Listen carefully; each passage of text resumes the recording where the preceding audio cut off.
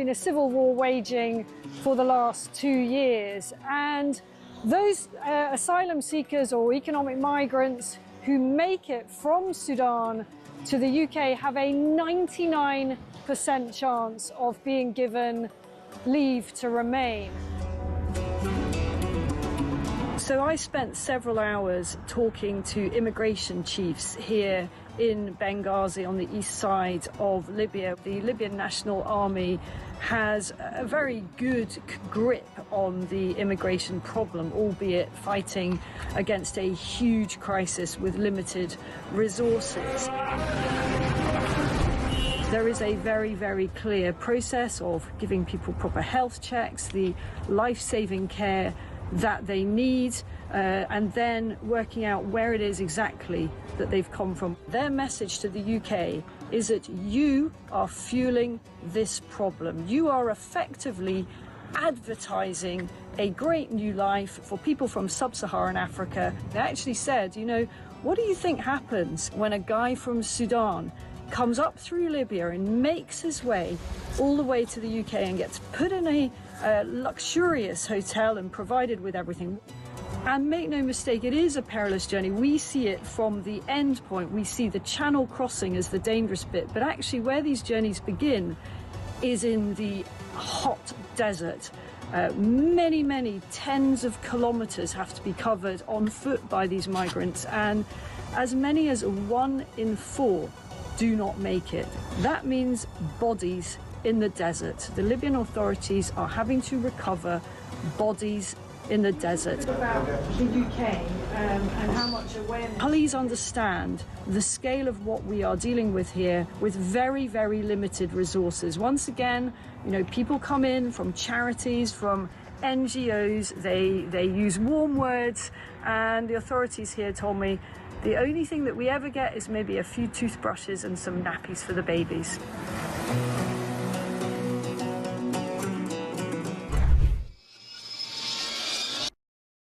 Across the UK, on DAB+, on YouTube, on your mobile, and on your side.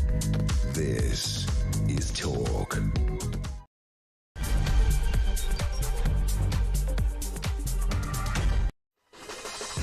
A very good morning to you, my friends. Welcome to Morning Glory. What is it? Thursday, the 13th of November.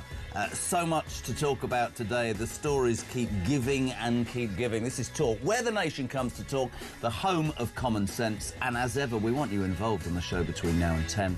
Your calls, your voice notes, always welcome to this show. 0344 499 1000. You can, of course, text the show throughout the day. 87222. Start your message with the word Talk. Where do I start? You're waking up to a story that I guess many people on whatever political side of the spectrum never really saw happening this quickly. Chaos in Number 10 this morning as Sir Keir Starmer faces calls to sack his Chief of Staff, Morgan McSweeney. Basically, you might have seen all the furore yesterday. Number 10 sources briefing against Wes Streeting, saying the PM will fight any attempt to challenge his leadership, be it after the budget, which is going to destroy us all on the 26th of November, or indeed in May, after they get trounced in the local elections. But it backfired slightly. The switched-on Streeting went on every conceivable media outlet yesterday morning and said this is an outrage, it isn't true, this is plotting inside Number 10. It backfired. You then got your Prime Minister apologising to his health secretary for the barbs from Number 10, being completely derailed by Kemi Badenoch. I mean, what a fantastic job, let's be honest, she did yesterday at Prime Minister's Question Times. And the truth is, what Number 10 know is if they try and oust Keir Starmer, and it does force a leadership challenge, there would have to be a general election, because the British public won't stomach somebody just getting into power. That's an absolute fact. And they would be annihilated. Love to know what you think. Isn't it wonderful to wake up to chaos for Sir Keir Starmer? 0344 499 1000. You might have heard overnight a new batch of the Jeffrey Epstein emails. How long does this go on for? Claim, this is a surprise, not, Andrew's photo with the late Virginia Giuffre, which emerged in 2011, that he completely and utterly said was fake, is in fact real. Epstein also claimed that Trump spent hours with Virginia Giuffreda's house and that Peter Mandelson was still in contact. This is unbelievable, the Mandelson stuff. In 2016, a good 8 years after the guy was arrested and jailed for, you know, profiting on young girls' vulnerability. So much still to come on that. Trump's fired back. He's more interested in, well, he says it's the Democrats scoring points. He wants to be the man that today the BBC apparently will apologise to. They've said a formal and direct apology to President Donald Trump will happen later after he threatened to sue the BBC, bashful people, for $1 billion. And as I've been saying all week, that's fine, that's great. But if the BBC is that closed-minded to think that it is simply about Donald Trump, they are wrong. The corporation, in my humble opinion, is rotten to the core. We say a very good morning. He's got a spring in his step. His hat is at a jaunty ankle. Oh, yes, Charlie Rowley, how are you? I'm joking. How are you? Good morning. I'm very well. How are you, Jeremy? Lovely to see you. Thanks for coming in. You're a political nerd, right? You know what I mean by that. You know this stuff. You were like top SPAD special advisor there with your finger on the button of power. This is extraordinary about Starmer, isn't it? Isn't it? Almost. I mean, we can sit and go, worst Prime Minister ever. But the speed with which a man can walk into 10 Downing Street with this huge majority just 16 months ago and now is bunkered down in the same house fighting for his political life, isn't he? I think that's absolutely right. This is extraordinary, people waking up this morning hearing about the Prime Minister potentially having to shut up shop, leave the street within just 16 months. This is a guy who people never really had confidence in, to be frank about it. You know, people thought that Keir Starmer, he would just sort of, you know, steady the ship for 5 years in opposition on the back of getting rid of Jeremy Corbyn, but he will never actually be Prime Minister. It'll take the Labour Party 2 terms to get into office. And because of the complete capitulation of the Tories and the lack of people voting at the last general election, lots of people stayed at home, you'll remember. Keir Starmer came in on this loveless landslide, hasn't got a clue what to do with it, and that's where people who are actually quite political within the Labour Party, whatever your views, whether you're far left or centre left, if you're Blairite, if you're Corbynista, whatever, at least they've got views. But this Prime Minister doesn't seem to have any. And that's why there's been so much hyperbole on the backbenches of the Labour Party, so much tension, so many people thinking, my God, we're actually now going to lose the next general election. I'm going to lose my seat as an MP that only came in 16 months ago. How on earth has this happened? And the buck stops always with the Prime Minister when you don't do well in the polls, when you don't have the policies that people want to see in this country to make their lives feel better, whether it's on the economy, on immigration and all the rest of it. And that's why we're now seeing open warfare break out around the cabinet table. What was really interesting for me is the people who have always said that in his DNA there isn't the ability, right, to be a conviction politician. He didn't come to the table, as you said, with a raft of ideas. To me, he came to the table having opened his arms to anybody and everybody to get the Tories out. And I keep saying that. I think he'd have been elected if he'd said absolutely nothing. That's how bad your party was at the end. What's interesting is there's this big row saying that people near him decided to start briefing against cabinet colleagues, Wes Streeting, we know Wes, who completely furiously denied that, whether it's true or not. And it backfired. Yesterday, I mean, his chief of staff, that odious Morgan McSweeney, right? I mean, who's been getting it from all sides. I don't know if you watched Prime Minister's Question Time. He refused to back this guy. This is typical Starmer. This is him refusing to back his chief of staff. If he loses McSweeney, he's toast, isn't he? Watch this, my friends. Prime Minister is not going to do anything about the toxic culture. This is his responsibility. Just last night, his allies accused not just the Health Secretary, but the Home Secretary and even the Energy Secretary of launching leadership bids. These attacks came from Number 10, nowhere else, his toxic Number 10. The person responsible for the culture in Number 10 is his Chief of Staff, Morgan McSweeney. Does the Prime Minister have full confidence in him? Morgan McSweeney, my team and I are absolutely focused on delivering for the country. And let me be clear, of course, Mr Speaker, I've never authorised attacks on cabinet members. I appointed them to their posts because they're the best people to carry out their job. Doesn't mention anything about McSweeney. Rattled, really rattled. And can I go further? He then went into this bizarre, like, I'll back my cabinet. Have we got this second clip? This is extraordinary. Watch this, Charlie. This morning on the BBC, the Health Secretary said there is a toxic culture in Downing Street that needs to change. He's right, isn't he? Mr. Speaker, my focus each and every day is on rebuilding and renewing our country. But let me be absolutely clear, any attack on any member of my cabinet is completely unacceptable. On the Health Secretary, Mr. Speaker, in relation to Health Secretary, he promised before the election that in the first year of a Labour government we'd deliver 2 million extra appointments. We didn't deliver 2 million, or 3 or 4. We delivered 5 million extra appointments. And today the Health Secretary is in Manchester, where he's announcing that because of the action he's taken to abolish NHS England, he's putting more people on the front line. He's doing a great job, as is the whole of my cabinet. Just basically strip this down for me. Of course he's in Manchester, isn't he, Streeting? Because he's livid with Starmer. Well, the whole bizarreness about the episode is that Wes Streeting was planned. He had a pre-planned media round interview that morning, and he was going to deliver this speech in Manchester, which should have been top of the grid. The government has a grid, which is basically the headlines that they want people to be talking about throughout the rest of the day and that week. And he was basically supposed to be going to Manchester to tell NHS bosses the strikes that you're coming up to, another issue, which has been overlooked, I think, because of this infighting and complete and utter row around the cabinet table. You know, doctors are going on strike next week. Well, that's what matters. Let's just make this point. Streeting actually quickly has accused the BMA of acting like a cartel. Is this the same bunch of doctors that when the Labour Party came to power 16 months ago with a black hole allegedly of 22 billion, they spent 11 billion placating, amongst others, the junior doctors, who got a 20+% rise, who are now going on strike again? That wasn't money very well spent, was it? The Labour Party, do me a favour. How serious is this for Starmer? Seriously? Very serious, very serious. And I don't say that, and people will say, obviously, as a former Tory special advisor, well, he would say that, wouldn't he? Well, I will say it because it's true. Yeah. And I've seen this enough times, enough coups against prime ministers, enough chopping and changing of party leaders. When it's so far gone in terms of respect, in terms of the polling, in terms of just this open warfare, your days are numbered.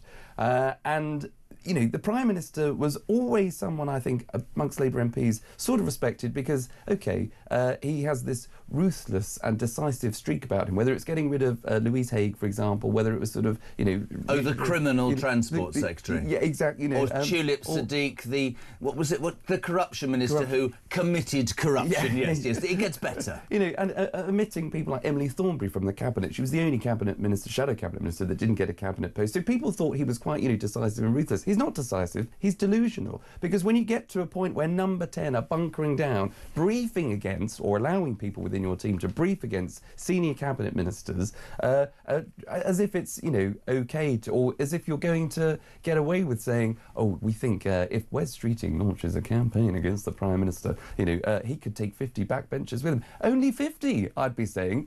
The half the Labour Party are ready to resign. Because if you just take that issue about the doctor's strike, you're absolutely right. At the last budget, at the election, this government said they weren't going to raise national insurance contributions, VAT or income tax. They raised national insurance contributions. Why? Because they wanted to fund things like the NHS and say, if we give these doctors this beautiful pay increase that they've been asking for, we won't see any more strikes. Well, hello, we're now seeing more strikes. And what's happening at the next budget? She's going to raise income tax, a second fundamental manifesto promise broken in order to pay for the mistakes that they've already made by raising national insurance contributions, which they shouldn't have done in the first place, because they haven't seen the growth in the economy, a word that they don't talk about now because we haven't seen any. Yeah. Another manifesto promise broken, all the while trying to repair the damage of their own making, such as taking away winter fuel payments, taking away the farmers' inheritance tax, or chopping and changing the rules there, by not seeing that growth, by spending far too much,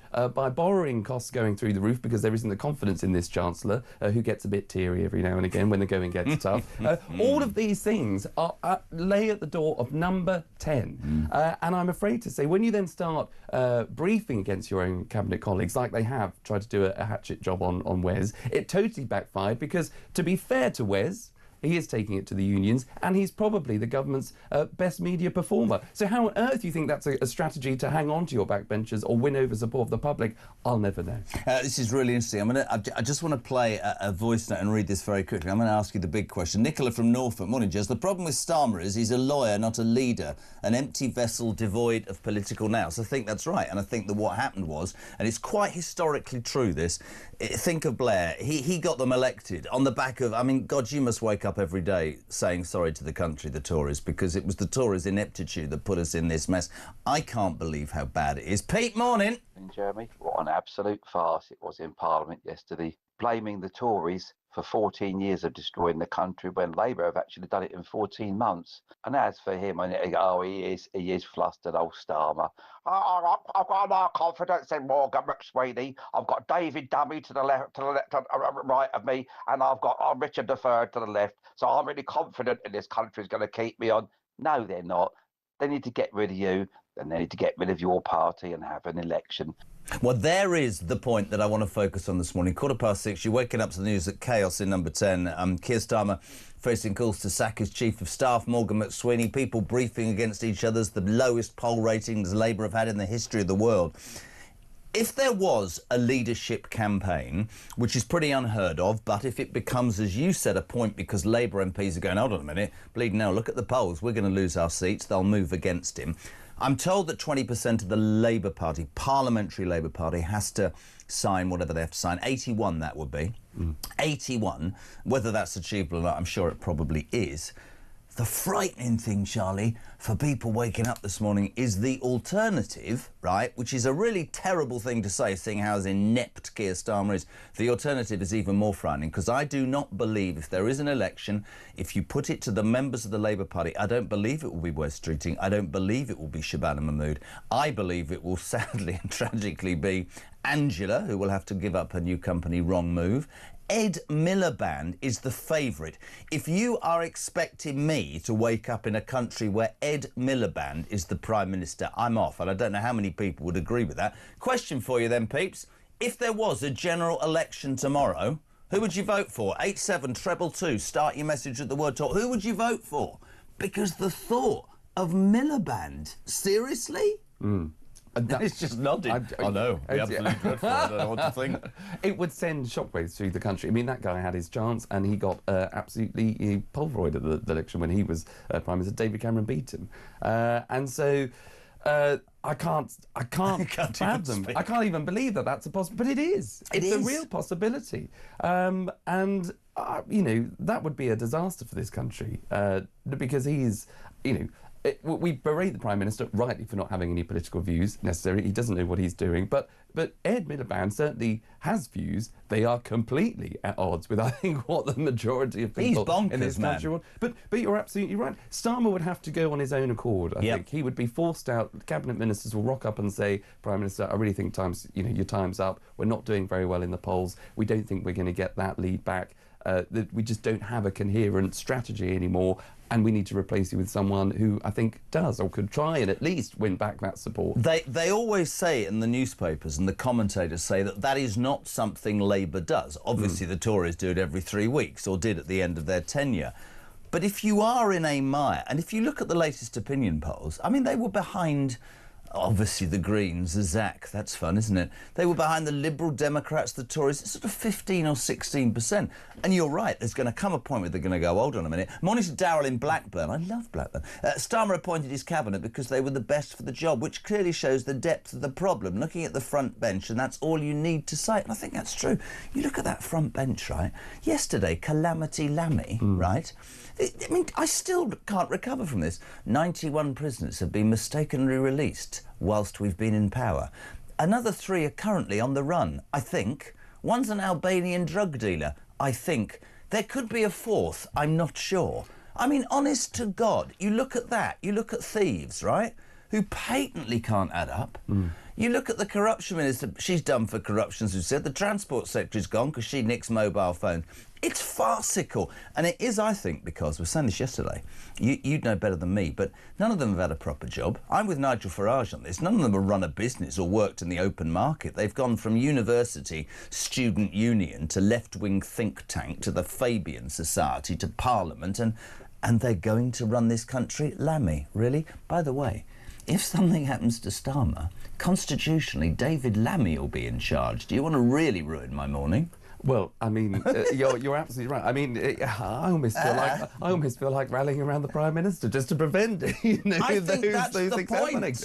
Exactly. There will be people that are not Labour supporters going, I mean, he's rubbish, right? But he's seriously the best of real rubbish. Yes, yes. And, you know, that whole point, the reason why nobody feels that the Keir Starmer has any convictions because he just doesn't believe, he can't possibly believe what he says. I've got the best, you know, I appoint the best people. You've appointed someone to the Justice Secretary that's just overseen and failed to tell the House of Commons about the numbers of prisoners who are on the run, who've been released mistakenly, you know, and you can't do anything about that. You've got a Foreign Secretary that used to be the Home Secretary, Yvette Cooper, who had been the shadow Home Secretary for about 5 years. She was chair of the Home Affairs Select Committee and yet had to be moved from her post as Home Secretary because she couldn't get a grip of stopping the boats, smashing the gangs, whatever phrase you want to use, that this government came in so that they were going to get tough on illegal migration, fundamentally failed. And she's been shunted out to the Foreign Office. As she's been promoted. She's been promoted out for failure. How on earth people think that is, those are the best people for the job? And as you say, when you've got Louise Haigh that was sacked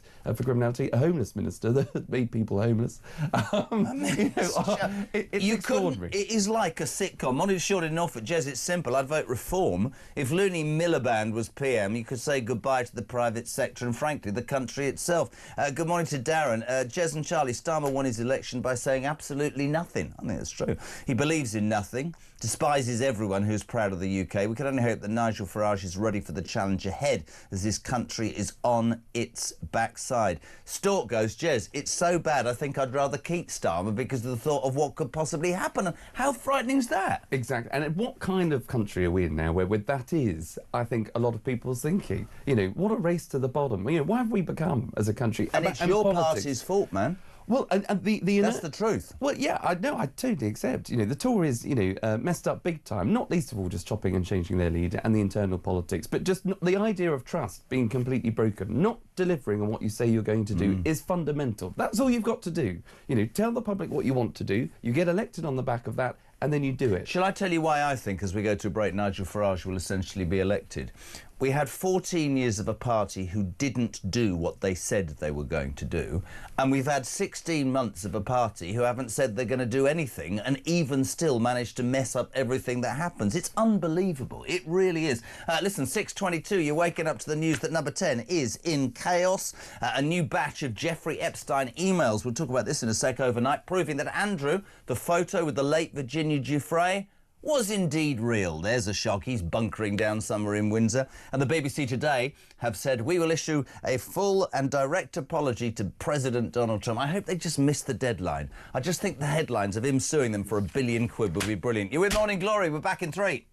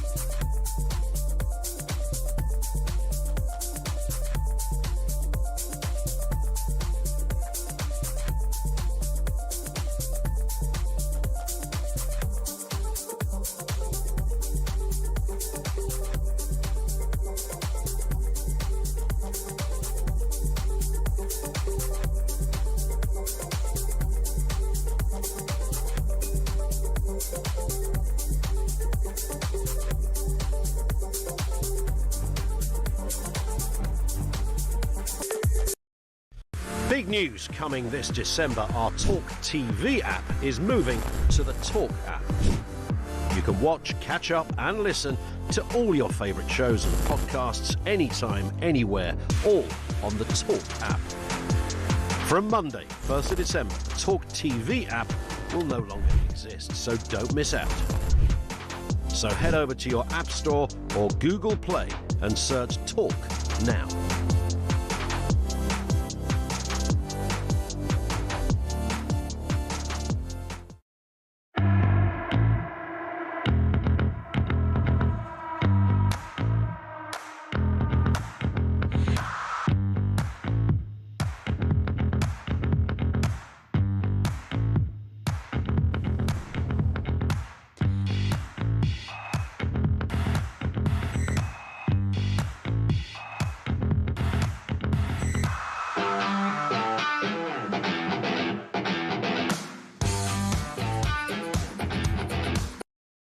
Across the UK, on DAB+, on YouTube, on your mobile, and on your side.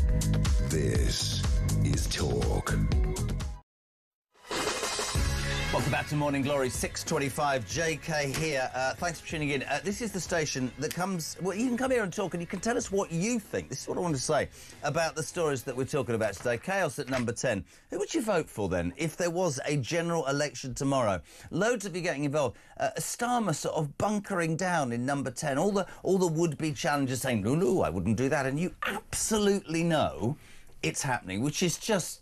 It's brilliant for us, isn't it? Let's be perfectly honest. Morning, Tony. Tony Gannon. He says the cabinet is full of charity workers and uni officials. Blimmin' useless. Couldn't agree more. Lena's in Edinburgh. Beautiful city. Lena Thompson. Morning. I'd vote for Mickey Mouse. A fictional cartoon character surely could do a better job. What does that say about this chaotic, farcical joke of a bleeding government? Not an awful lot, Lena. Morning to... I've no idea. It's Scottish. Morning, peeps. Ed Millipede. Not a bleeding chance. Pains me to say it, and I don't really think I should, he said, but I think with that choice... we'd rather stick with Starmer. And that is just wow. Morning to Jen in Somerset. Lovely Somerset. I agree with you guys. If Starmer goes, look at the alternatives. What we have is bleeding terrible, but look at the bleeding alternatives. That's terrifying. Good morning to... I've no idea. People put funny names on things.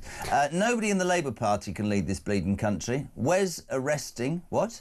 And what has he done? Nothing. Huge pay rises without negotiation. He's actually achieved nothing. Just because he looks right compared to the likes of Starmer or Miliband, he isn't good enough. Morning to Gaz near Pudsey. Do you know where Pudsey is? Leeds. Well done. Yes, yeah. Definitely would vote for reform. The Labour Party are peeing me off in every bleeding way. Morning, great. He's not having a very good day. Chris is in West Sussex. Morning, Jez. On the charge with Farage, our whole house will be ticking the reform box in a general election. Can I just talk about Nigel Farage very quickly? I don't know if you saw Prime Minister's questions.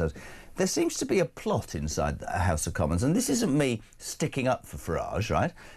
Yes, I voted reform, and I'm entitled to say that, but every time he tries to speak, he either gets upended by the Speaker, or people drown them out, or they find some sort of clever way of sort of mimicking or making sure his question isn't asked.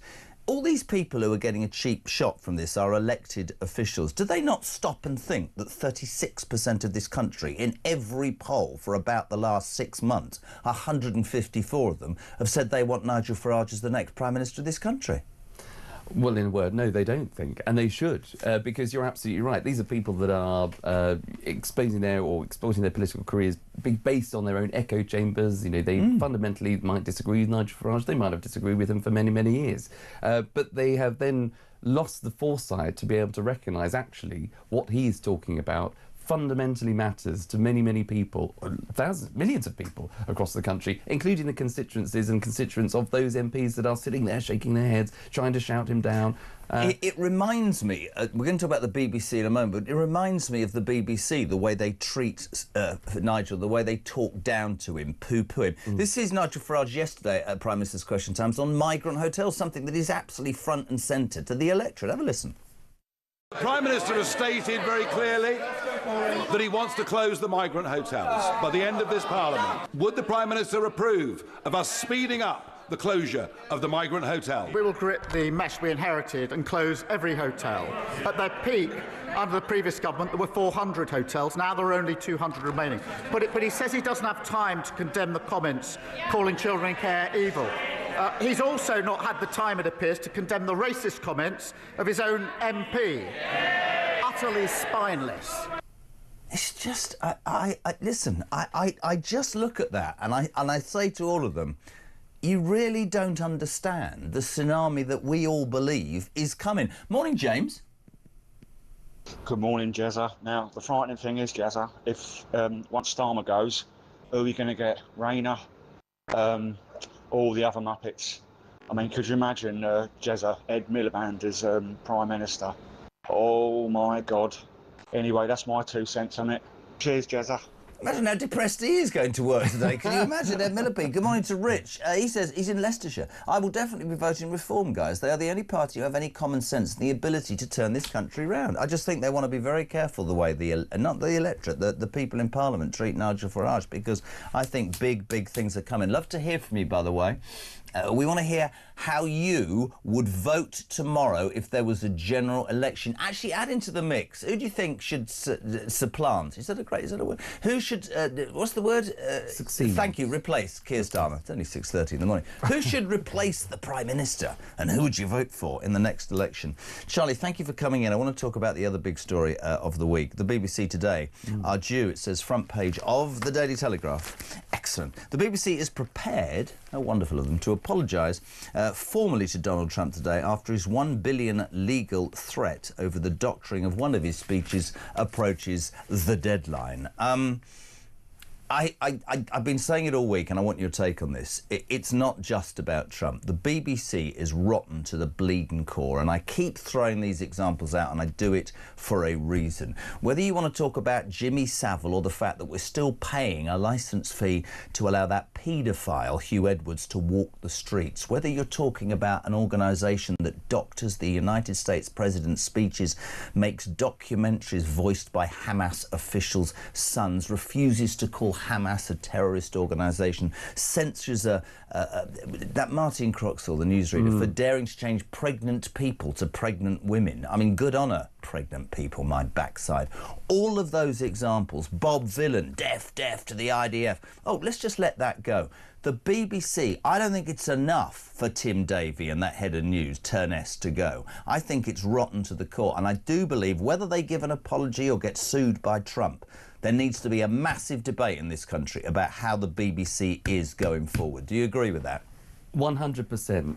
Now, but the where I come at it from is maybe a slightly different angle, because I've been a supporter of the BBC. Have you? I have in the past, yes, and I'm slowly, well, not slowly, increasingly moving towards the view that it needs to be curtailed, it needs to be cut. The licence fee should, I think, still exist, but reduced significantly. Shocking, Charlie, because really. And the reason why I say that, and there are the two arguments, is the first is that I think there is a gap in the market for the BBC. I want it to get back to its fundamental principles, which was to inform, educate and entertain. And I think if you're producing programmes like things like BBC Bite Size, which should be programmes for young kids, they should not be, by the way, those programmes infiltrated by the trans lobby, which is talking about people, it's boys and girls and all that, making sure that they're developing children in a way in which you should be able to educate. Have you watched the children. BBC recently? Well, I have, and this is. I'm only doing this because my wife's just texted me because she sat in the playroom with Iris, who's not 2 yet, and I put on the other morning Bar Black Sheep, and it is now called Bar Rainbow Sheep. So that is. It's going everywhere. So man. that is, and that's why I'm moving closer to that, because it should retain because I don't think if you take Netflix, Amazon, Disney, but whatever it is, yeah. I don't think there's a market to produce those educational programmes. It's not commercially viable for them to do it, so we would lose that. I think the other good thing that has been available about the BBC is local news and regional. I'm BBC, really up for this argument. I don't disagree with you, but when I had somebody like you, not like you, the other day saying to me, Traitors is great, Strictly's good, the coverage of the Lionesses football, kids inform and educate, indoctrinate in my mind. But I'll take your point. But why is it not fair then to say to the BBC, if a tranche of your programmes, 20% of them, are fantastically successful, I get the choice to subscribe as to whether I want to watch that. The rest of it, which is not educational, informative, it's indoctrinated, and it's based on an ideology that is not a lie. I don't see why I should play this. I think the BBC should be on a level playing field like the rest of us. Genuinely mean this. And if it's great, buy it. If it's not, you're not forced to. I don't see why you should pay 180 quid for an organisation, 5.39 billion a year, right? Because giving them that money, Charlie, and I haven't said this all week, has surely been the reason why they've gone off on this direction, answerable to nobody until the charter comes round, peddling what I believe is imbalanced indoctrination. I genuinely believe that. Yeah, and look, I think that indoctrinate as opposed to educate is exactly what's happening. I think that is right, and that's what needs to be addressed totally. But look, if you are someone that, like me, has been open-minded about the BBC and does like Traitors and Strictly Come Dancing, which I don't think it'll be before too long. You get the invite to call the call up to the to the ballroom, but. Not going into what I got offered this year. Yeah. Me in spandex, that's not a good look. Oh, I'd tune in. Yes, thank you so much, dear. But, but that aside, what you listed at the very top of the litany of scandals and the doubling down, this is what has really pushed me to the limits of the BBC this week, even though I have it, and that's why I'm torn apart, because I have been a supporter of it, is when you label something like this doctored video of Donald Trump splicing together two things to produce something that he did not say, is just, it's not a mistake. No. And the amount of times we've heard, and that there was a 24-page letter, I think, the BBC put out, the chairman of the BBC, and it was one paragraph within the 24 pages to say this was, a grave error of judgment. It's simply a mistake. It's not a mistake. A mistake is me putting 2 sugars in your tea instead of 1, or locking myself outside, my front door. My house, because I didn't give you a key. That's the thing. It's all going on here. It's inconvenient. It's apologetic. It might be, a bit annoying, but you can recover from it. This was deliberate. Someone in the edit, and even aside from Hugh Edwards, where of course there would have been people that knew about it that didn't speak up, as they did with Jimmy Savile, we've gone beyond things that are problematic for the BBC to editorial decisions. They are deliberately allowing Bob Villan to chant the horror, the vile... Deaf to the idea, absolutely. At Glastonbury, which millions of people would have been viewing. They have allowed a documentary to be made that was voiced by a Hamas, somebody that's got links to Hamas. They are deliberately castigating Martin Croxall for correcting an autocue from pregnant people to pregnant women, all the while allowing Gary Lineker for many years to get off the hook to tweet whatever he felt he wanted. So there has been double standards for far too long. There are now editorial decisions that are being made that are fundamentally wrong. Doctoring the President of the United States. Defund it, yes or no? Cut it. Ooh. Cut it, for sure. Absolutely, okay. Absolutely. Love to know what you think. Your reaction to the news stories we're talking about today. Number 10 in absolute meltdown. I haven't even added into the mix about number 10. Very quickly. This is brilliant. They're looking for a new football regulator. Have you seen this story? This is brilliant. They're looking for a new football regulator. The Prime Minister is not allowed to get involved. It's down to the Culture Secretary. Yesterday, late last night, Sir Dreary Starmer had to admit to the Ethics Committee, or the man that's supposed to look into all this, I'm very sorry, yes, it was put across my desk by Lisa Nandy. That was very wrong of me to say that's a good appointment, because, oh yes, the man who's getting the job donated to her leadership and my leadership campaign and is a Labour supporter. Completely incompetent. The BBC, completely incompetent. Say good morning to Russ from Blackburn. Good morning, Russ. Who would I vote for in La La Land, which you seem to be in this? I'd vote for Donald Trump. I think he's got a Scottish mother and should stand. I'm damn well disgusted by this country. Keep up the great work. Morning to Bill in Romsey. Hello, JK and Charlie. What a duo. The next PM, if Starmer goes, will be Mrs. Balls. The name says it all. Yvette Cooper's not even in the mix. Yes. Oh, don't get me on him. If Trump sues the BBC, licence payers will suffer. Ever thought of that, Simon? Yeah, I have. Absolutely thought of that. And it's not me saying I want the licence payer to pick up the bill, but I need the BBC to understand what they're like. Morning, Jez. Like Charlie, he seems a really good egg, but he doesn't seem to get past that everything that goes wrong now, his Conservative Party is responsible for. It's just that the Labour Party have just implemented it all at once on steroids, says Steve. Steve says you should be apologising. The Tory Party should be apologising. Well, go on then, apologise.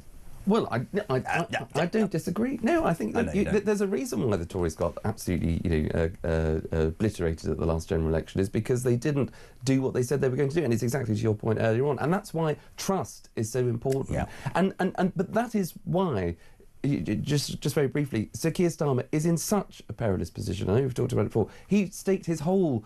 he's not a politician, he is a lawyer, not a leader, but he staked his whole political career on being the former Director of Public Prosecutions. He's now launching someone who said, I'm whiter than white, I'm restoring trust in politics, and I'm not having, whatever your views about Boris, he said, I'm not going to have that toxic culture in Number 10. I'm going to do things differently, whiter than white. Everything is going to be transparent. And all the while we're seeing a toxic culture in Number 10, and we're seeing, just as that last story you were talking about, the Prime Minister appointing cronies, effectively people that have donated to his own campaign to top jobs in government. That is why there is this explosion of, oh my God, we don't know who this man is. We don't even know who he is, but we know he's doing all of these terrible things that he said he was never going to do. Kitty's in Kent. She says each time the Conservatives changed leader, the Lib Dems and Labour screamed for a general election, saying the people should decide. As Two-Tier meets his brilliantly undignified end, will these same people call for an election? Methinks not, says Kitty. Adam, good morning. Hi, Jez. Yeah, just a quick question. With the Labour Party, I think Wed Streeting's all right. He's the best of a bad bunch, I would say. And if there was an election tomorrow, my mark would definitely be going to Reform 100% without a shadow of a doubt. Anyway, mate, cheers for a great show.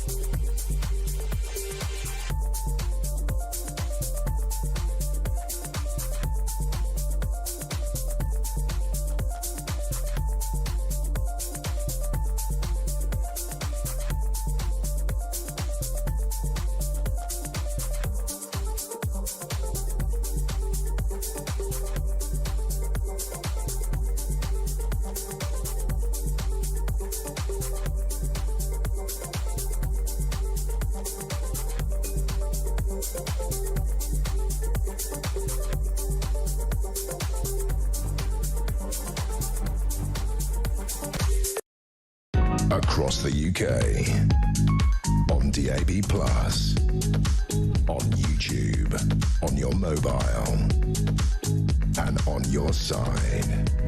This is Talk. Welcome back. Morning Glory is on. This is, of course, the home of common sense where the nation comes to talk. JK at the controls, 6:45. You're waking up to the news that, Keir Starmer is bunkering down in Number 10, literally being attacked from all angles. His incompetence is coming home to roost. They're talking about a leadership challenge, and we're sitting here thinking, who the hell would that be? Apparently, as the Labour voters, Charlie Rowley, the Labour vote will be based on the members. Highly likely, if you get rid of Keir Starmer, you can get Angela Rayner, our Ange. But Ed Miliband is the favourite, which would make him the Prime Minister of the United Kingdom. We're asking who you'd vote for this morning. Hello, Max. Why does that buffoon Ed Davey bring up Nigel's name time after time? Pity he wasn't as passionate about the post office workers under his watch. I love this woman. No ifs or buts. Reform gets mine and everybody else's vote, I know. Good morning to Martin. Jez, reform all the way. No one in the Labour cabinet should be anywhere near any amount of power. William Fallows, another traitor that should replace Starmer, and that is Alan Carr. Alan Carr is the next Prime Minister. Scott's in London. How bad has this government been? I feel that this is the beginning of it getting even worse. They begin to destroy themselves from within. And what will be left when they are done? A lot of people saying that. Clive's in North Somerset. That's very different to South Somerset. Great. I would vote for Bring a Bottle Party. I've no idea what that means, but we'll go with it. Morning, Sean. Jez, if a general election was called now, this is how I see it. Labour completely wiped out, and deservedly so. Liars and totally incompetent. The Tories, one or two acceptable policies, but a lot that we don't want. Been there before and failed, no. Greens, hell no. Lib Dems, who the? Yes. Reform, the only party that's worth a go. Can I just ask you, Charlie Ruddy, in your green tea tie, Zach Polansky and the Greens, a bit of a surge. People come up to me and they say, we think that the Greens are a very good idea. One of the things that their deputy leader, have you seen this? Was it Millward, her name is Rachel Millward. Did you hear this? Yes. Refugees are welcome. Immigrants are welcome. We need to be far more nice about immigrants are welcome. Refugees are welcome. Until we found out yesterday that the deputy leader of the Green Party is fronting a campaign to ban a hotel in her local constituency to house 600 migrants. The Greens are a joke, aren't they? The hypocrisy there, on its own, in that story, tells you all that you need to know. Yeah. Yes, of course, you know, it's a campaign organisation. People campaign for all kinds of things. But when you get into government, it's hard. And making actual decisions is hard. And what she's saying is, welcome, come one, come all, just not here, or just not in my patch. But anywhere else, you should be housing migrants next door. Anywhere else, you should be having a hotel opened down your street in your town to house illegal migrants that come into this country, just not near my patch. Because, you know, you need to have them, and it's bad if you dare say that you don't want them because you must be far right or a racist. No, that is the kind of politics that people absolutely reject and hate. And to be fair, if I can. To Zach? To Zach. The boob grower. You know, the mystic, yes. This is, if you think we've gone mad, Zach Polansky, the leader of the Liberal Party, has admitted that in the past he was a hypnotist who believed that he could think women to growing bigger breasts. I mean, you know, we've all done things in our career that we might regret, but hey-ho.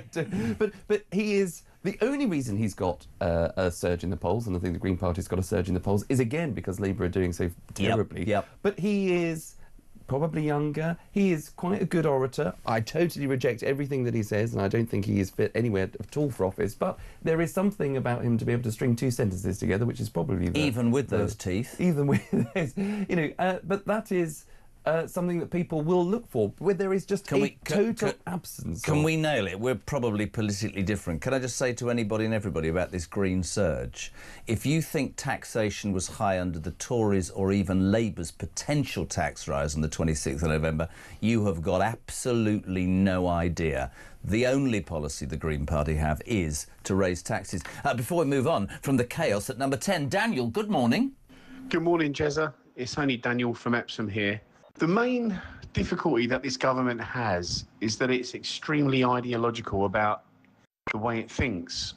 Now, this government works for the British people, and this government's views and the way that they operate are completely out of kilter with what I like to call the British majority. And Nigel Farage's views are in kilter with the British majority. And that explains exactly why we're all going to witness the biggest political earthquake in UK political history. We're all voting reform. They're all voting reform. Have you decided to defect yet, Charlie Rooney? I'm enjoying having time away from politics and doing things like this and being able to talk very openly about the failures of the past and what the future could be. We love having you here. Please come back. Daily Mail, page 6, the other big news story you're waking up to, a new batch of Epstein emails overnight, claim that the Andrew photo with Virginia Giuffre, that famous photograph that he said was completely doctored, there it is, fantastic, better than me holding it up, the one that several of his supporters, Lady V, they've all said is a complete and utter fabrication, these emails saying it is real. Further emails overnight saying that Trump spent hours with Virginia Giuffre at his house. I'm not sticking up for Donald Trump. She worked at Mar-a-Lago. I don't know. I'm not going there. Peter Mandelson, this is dreadful, was still in contact with Epstein in 2016, 8 years after he had admitted financing and soliciting a minor. Mandelson, how the hell did he ever become the ambassador to the United States of America? This new tranche, and I think the Republicans said opened all 20,000. This doesn't go away, this story. I mean, I said at the height of the Andrew problems, and I'm not a fan, I think he's an idiot, it seemed that he was getting everything. Do you think Trump will be bashed over this? Do you think more is to come out, or do you think we're done? Do you think that actually Prince Andrew was the sacrificial lamb? I think there's more to come, I'm afraid, and I think there must be... No way, looking at me. Well, I'm no conspiracy theorist, but I find it hard to believe that when the palace obviously completely stripped Andrew of all of his titles and have asked him to leave the lodge, that they didn't know that there would be this tranche of emails. I'm sure there is more to come because the palace have acted as tough as they possibly can, because it's not even though the association, continuing an association with a paedophile, is obviously, to put it mildly, not a good look. But the idea that there has been this complete cover-up, which there has been. Andrew Mountbatten Windsor lied to the nation when he did an interview with Emily Maitlis, someone who has got her own views, probably quite soft, as it happens, at the time as she was, being a BBC journalist.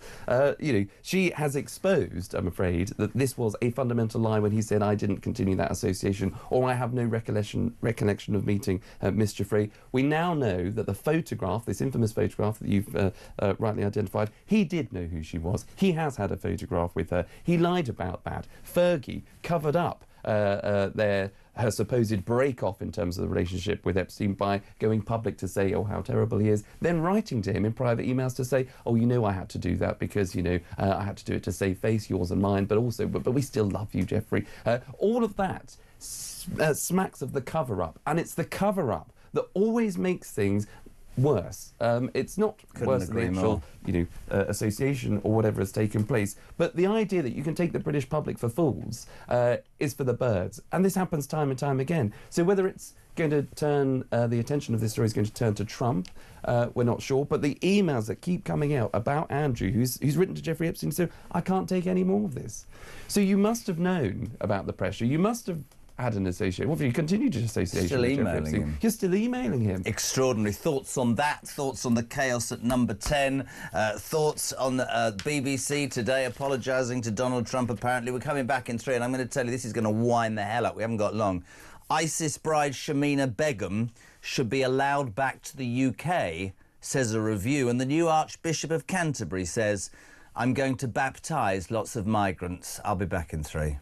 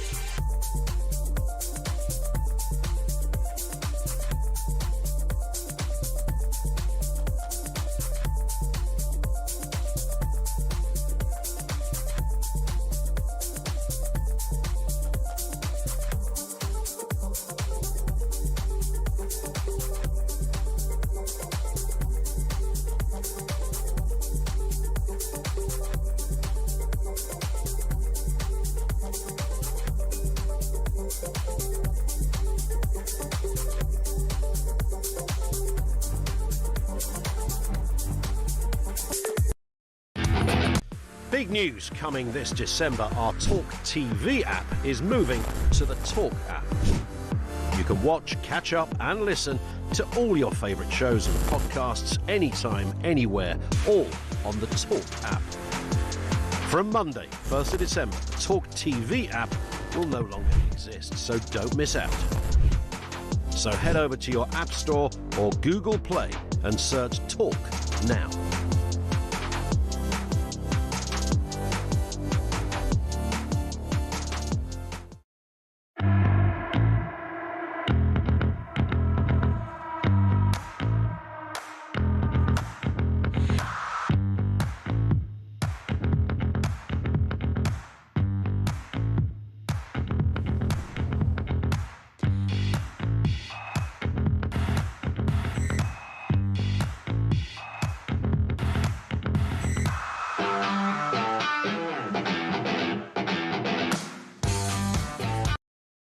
Across the UK, on DAB+, on YouTube, on your mobile, and on your side.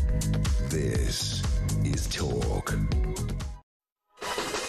Back with Morning Glory, almost 7 o'clock. Very quickly to finish off with Charlie Rowley. Maureen says, I love Charlie, please join Reform. Right, a couple of quick stories. You're just grinning in the camera. This sends me over the edge. ISIS bride Shamima Begum should be allowed back, says the Review. The Telegraph reporting this morning. Should she be allowed back? No, she shouldn't. Brilliant. Is that it? You're not giving me any more? Well, the government has got certain powers when it can flex its muscles, where it can actually make decisive decisions. Stripping somebody of their citizenship is one of them, particularly if they've been under the influence of ISIS, a terrorist organisation people want to do us harm. Her citizenship was stripped under Sajid Javid, I think, in about 2017. Yep. She was deported. She's now, I think, in Syria somewhere else, and that's where she should remain.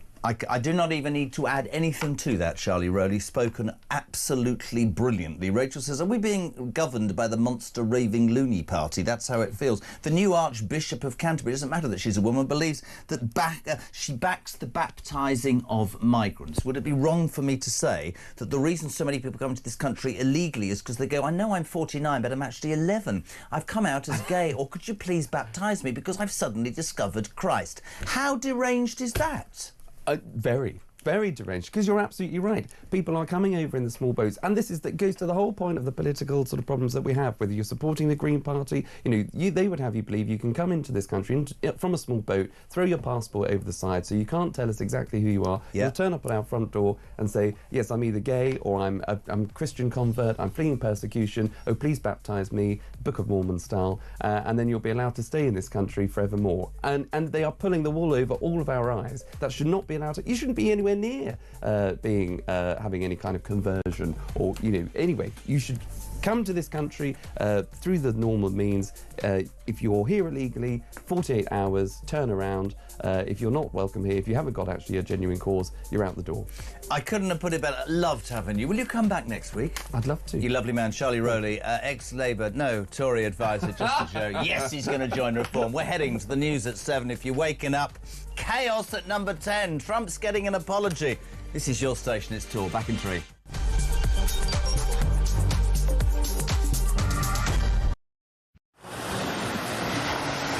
Libya has become a major transit route for refugees and migrants from sub-Saharan Africa, and many of them come through Libya dreaming of getting to the UK, particularly from Sudan, where there has been a civil war waging for the last 2 years. And those asylum seekers or economic migrants who make it from Sudan to the UK have a 99% chance of being given leave to remain.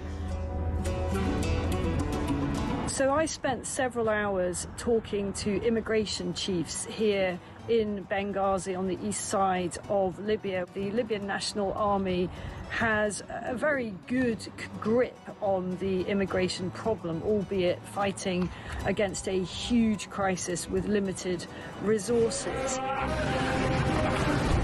There is a very, very clear process of giving people proper health checks, the life-saving care that they need, and then working out where it is exactly that they've come from. Their message to the UK is that you are fueling this problem. You are effectively advertising a great new life for people from sub-Saharan Africa. They actually said, you know, what do you think happens when a guy from Sudan comes up through Libya and makes his way all the way to the UK and gets put in a luxurious hotel and provided with everything?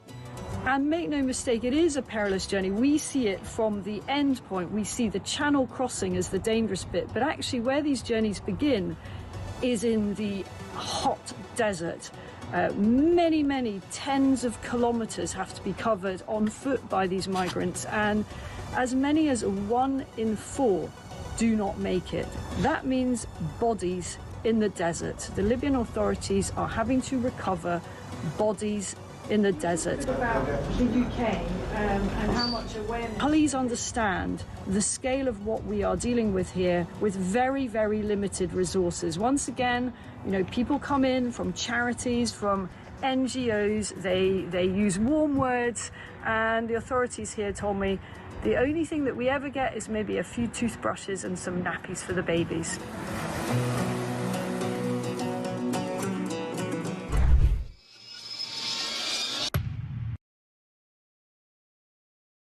Across the UK, on DAB+, on YouTube, on your mobile, and on your side.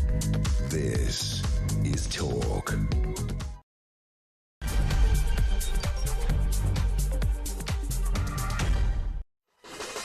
Hey, very good morning to you, my friends. Welcome to Morning Glory Talk, where the nation comes to talk. Have you say on the day's news? You are waking up to, well, chaos in number 10. There was briefings against Wes Streeting yesterday by Starmer's people. Then Streeting said this is outrageous. It needs to get under control. And Starmer's going, oh, I'm very sorry. He's weak. Many people are talking about when a leadership challenge will happen. We're sat here this morning thinking, if it did, and none of us would say that Keir Starmer has done a good job, that he's competent, that there's anything political in his DNA. In fact, to me, he's just a human rights lawyer who got over-promoted too quickly. Here's the reality, though.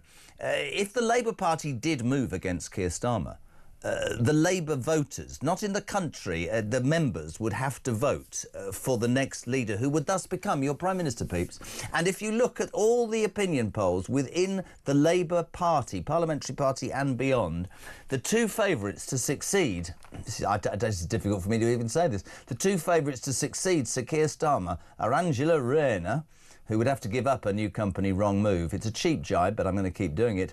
But the overwhelming favourite to be your next Prime Minister if Starmer goes is Sir Ed Miliband. Yes, him, you know, net stupid zero, the man who thinks we should spend £800 billion on wind farms and basically setting up energy that doesn't work, that costs too much and doesn't create enough. Fantastic. What are your thoughts on that this morning? 0344 499 1000, your text as well, 87222. That new batch of Jeffrey Epstein emails released overnight in the States proving conclusively that Andrew Mountbatten Windsor, the photo with the late Virginia Giuffre, is in fact real.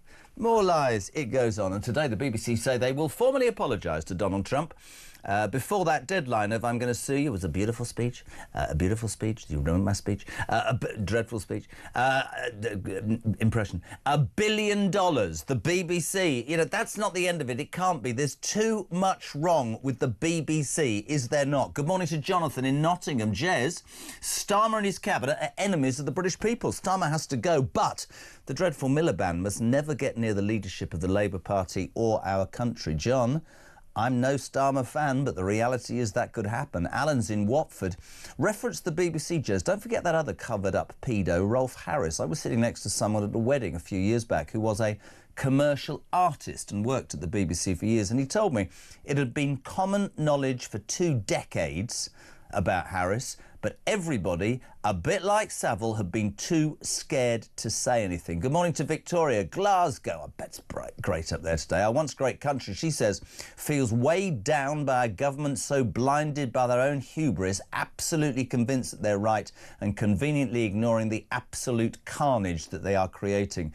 Honestly, Jez, it's exhausting watching arrogance outrank common sense. Well, here, on this station, it's all about common sense. Morning, Shawnee.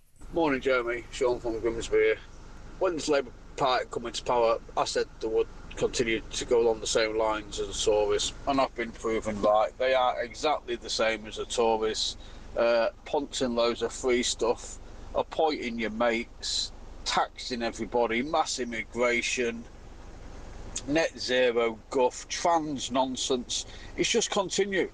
This is why we call them the Uni Party, because nothing's different, apart from maybe taxes are slightly higher under Labour, but that's it.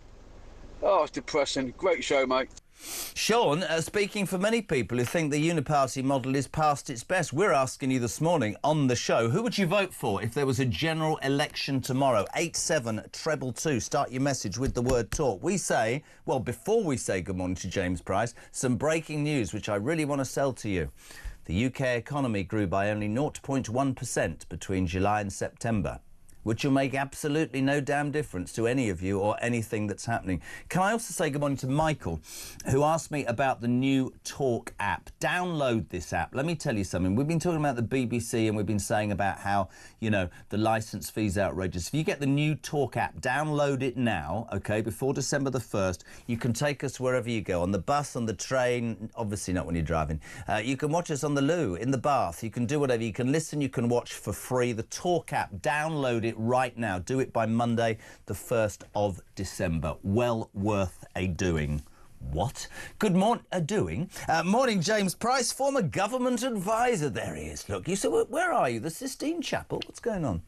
Almost. Hello, my friend. I'm talking to you from sunny or almost sunny Bucharest. And although it may be mean for me to demean the lovely Romanian people by making a vampire joke, next time you see me, do check I've not got any puncture wounds in my neck and bring some garlic. There we go. Lovely to have you on. I'd like your response very quickly to that breaking news that the UK economy grew by 0.1% between July and September, because I thought this government came to power talking about growth, baby.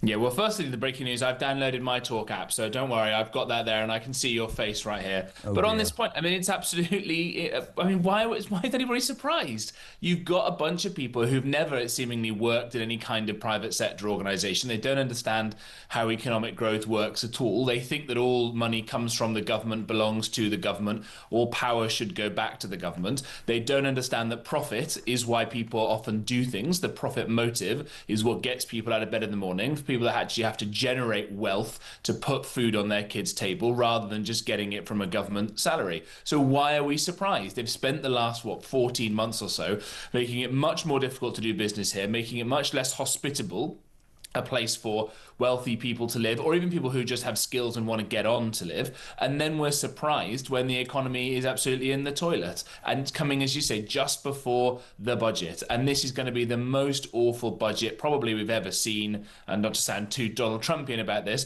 but they've proven they can't reduce spending in any way, shape or form. They've proven, as we're about to speak about, they can't even get on with each other. And if the prospect of losing Starmer and Reeves means that we get Ed Miliband, this is only going to be the start. I'm sorry to ruin everybody's morning like this. No, that's great. Thank you. Welcome to Thursday, if you're just tuning in live from Bulgaria. A man to ruin your day. Let's talk. You were a former government advisor, close to Zahawi when he was in power in the cabinet. You know how this works. We are waking up to this astonishing stories today, and I'm sort of at pains to not overdo this, but yesterday, even by the Labour Party's standards, was astounding. Allies of the Prime Minister started briefing to journalists, all proven, saying, you know, if there's a leadership campaign, let me tell you, Keir Starmer will fight it. They pointed the finger at Wes Streeting. Wes Streeting is a good a media performer, came out, did the morning round and went, hold on a minute, I'm not a traitor, I'm a faithful, this is outrageous.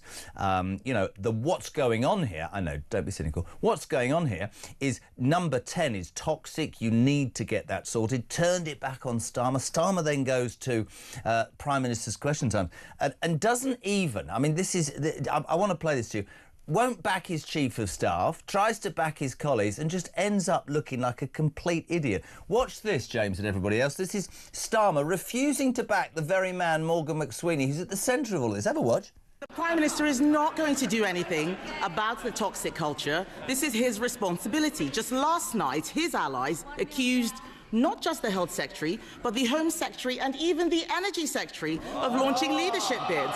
These attacks came from Number 10, nowhere else, his toxic Number 10.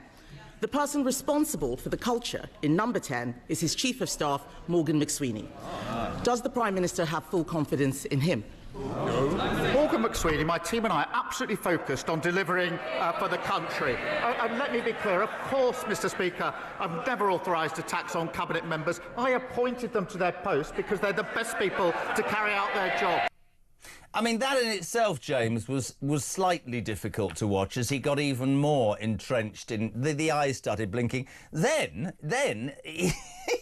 he decided to try and back the very cabinet that earlier on his allies had been attacking. Another one for you. Useless Starmer yesterday. On the BBC, the Health Secretary said there is a toxic culture in Downing Street that needs to change.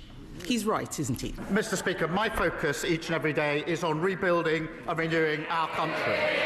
But let me be absolutely clear, any attack on any member of my cabinet is completely unacceptable. On the Health Secretary, Mr Speaker, in relation to Health Secretary, he promised before the election that in the first year of a Labour government we'd deliver 2 million extra appointments. We didn't deliver 2 million, or 3 or 4. We delivered 5 million extra appointments. And today the Health Secretary is in Manchester, where he's announcing that because of the action he's taken to abolish NHS England, he's putting more people on the front line. He's doing a great job, as is the whole of my cabinet. James Price, I just love your response, please, because I just sit here with my head in my hands. It's unbelievable to watch this unravelling, isn't it?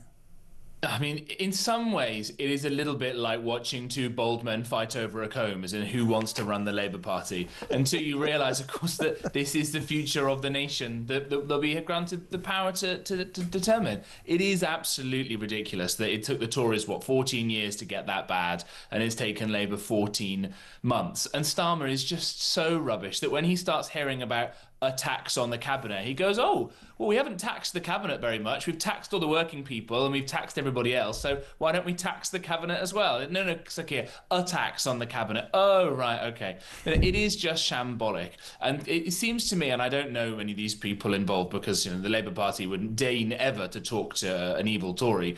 But this chap, Morgan McSweeney, the Chief of Staff, seems like the one person in the whole shambolic Labour operation, this would be me giving him the kiss of death now, who understands the deep-rooted problems at the heart of the country, which is the fact that the blob has all the power and the elected politicians have none of it. He seems to be the one person who wants to get to grips with this. Maybe Streeting, to be fair to him, having abolished, as we heard there, NHS England and getting more bureaucrats out of the way.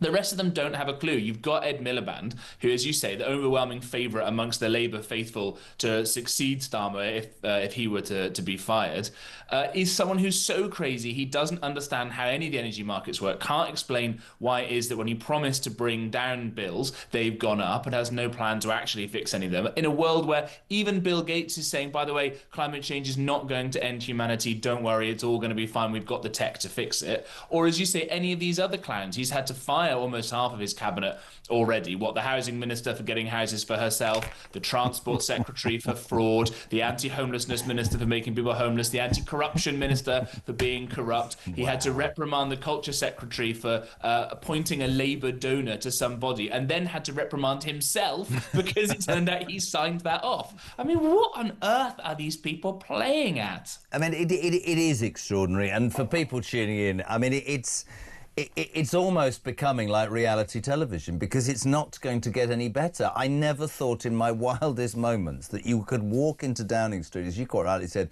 14, 15 months ago, with the biggest post-war majority. Let's just nail that in the history of the election process in this country and mess it up. But the alternatives, people just in their droves this morning saying, my God, the alternatives. It comes to something, and I'll move on now, but it comes to something, JP, does it not? When people in their droves are saying, I know he's rubbish, but we'd rather have him than any of the rest of them. I mean, here's the thing. If he resigned tomorrow, I don't want to upset anybody who's about to have their breakfast. The man on screen right now, David Calamity Lammy, the man who yesterday said, Yeah, I know we've let 91 prisoners out by mistake in the last 12 months, I think. And maybe another 3 this week, I think. I'm not altogether sure. He'd be the Prime Minister, for God's sake. Let's move on. Today, the BBC, JP, say that they will issue a formal and direct apology to President Donald J. Trump after he threatened to sue them for £1 billion. I've been going on about this all week. That's all well and good. The BBC, in my mind, is rotten to the very core. We can go on forever about the past. Savile, Rolf Harris turning a blind eye, Hugh Edwards, Martine Croxall, pregnant people. What a great journalist she is, to have changed to something like Common Sense and be slaughtered by BBC Verify. It's not a level playing field anymore.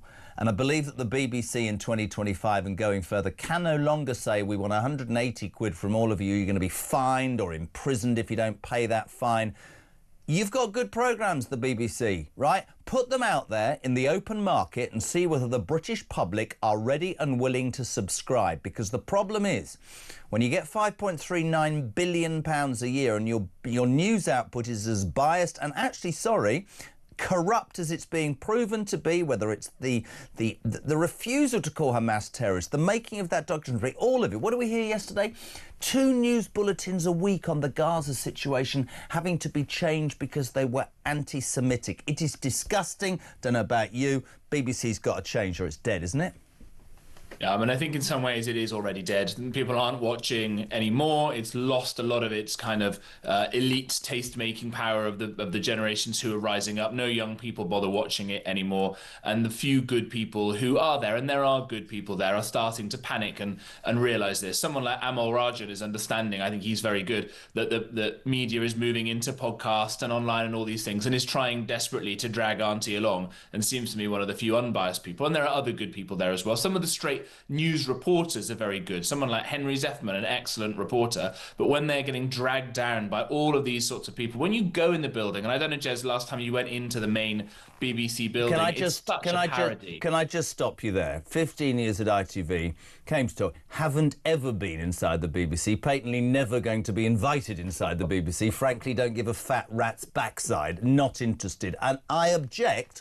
Not just for myself, but on behalf of listeners and people across this country, that we are held to ransom for fear of retribution if we don't pay a fee that I don't believe is being paid wisely. Somebody said earlier, JP, if Trump had or does successfully sue the BBC, guess who'll bloody well have to pay it? The British licence fee taxpayer. Us. Not right.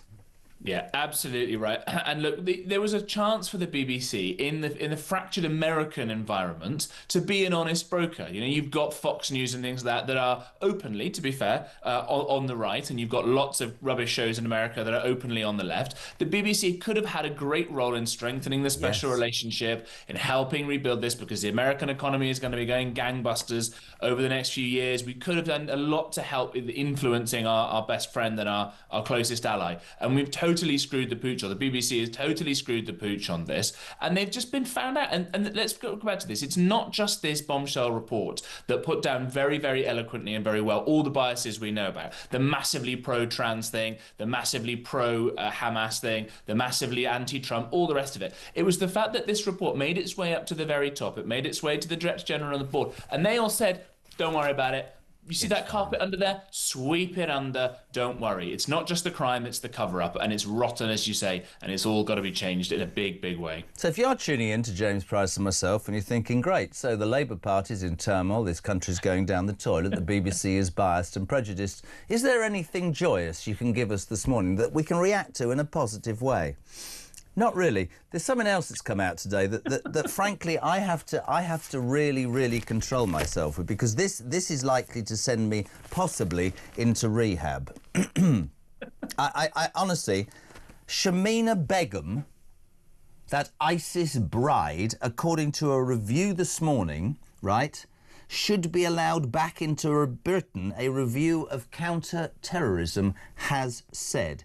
26 now, stripped of her British citizenship after fleeing London at 15 to join the Islamic State. She's living in a detention camp in Syria. And certain people, God knows where they come from, on the, what is this, the Independent Commission on UK Counter-Terrorism concluded that after a 3-year review, took them 3 years, bet we paid for that, that she and other British people held in Syrian camps should be repatriated because of how they're being treated. Are you absolutely joking me? What about the millions of people across the world who got bombed, killed and murdered by ISIS, not only just in this country?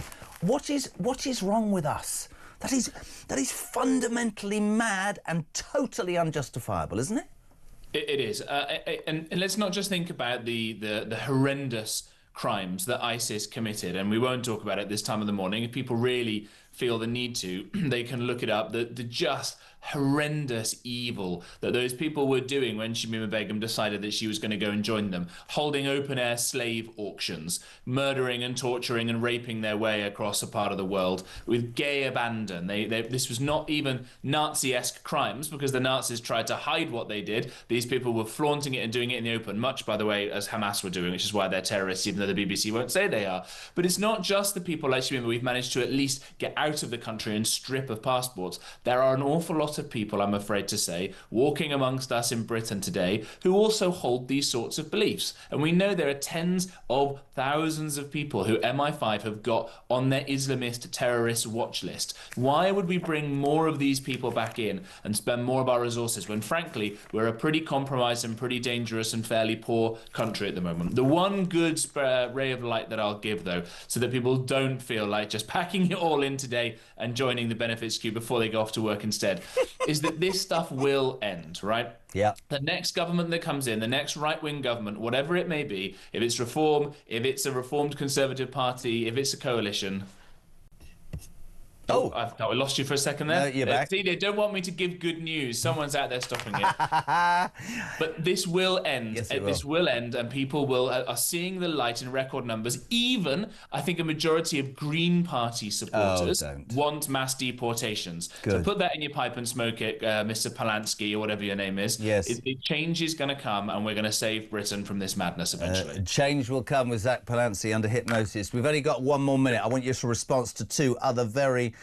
to me, annoying stories. Very quickly, the new Archbishop of Canterbury, doesn't matter that she's a woman, has decided that she wants to back the baptising of migrants. This sent Charlie Rowley through the roof earlier. So if you are an illegal, just say, find God. Find God and you can stay. Is she on another planet? She's the Archbishop of Leiden Canterbury.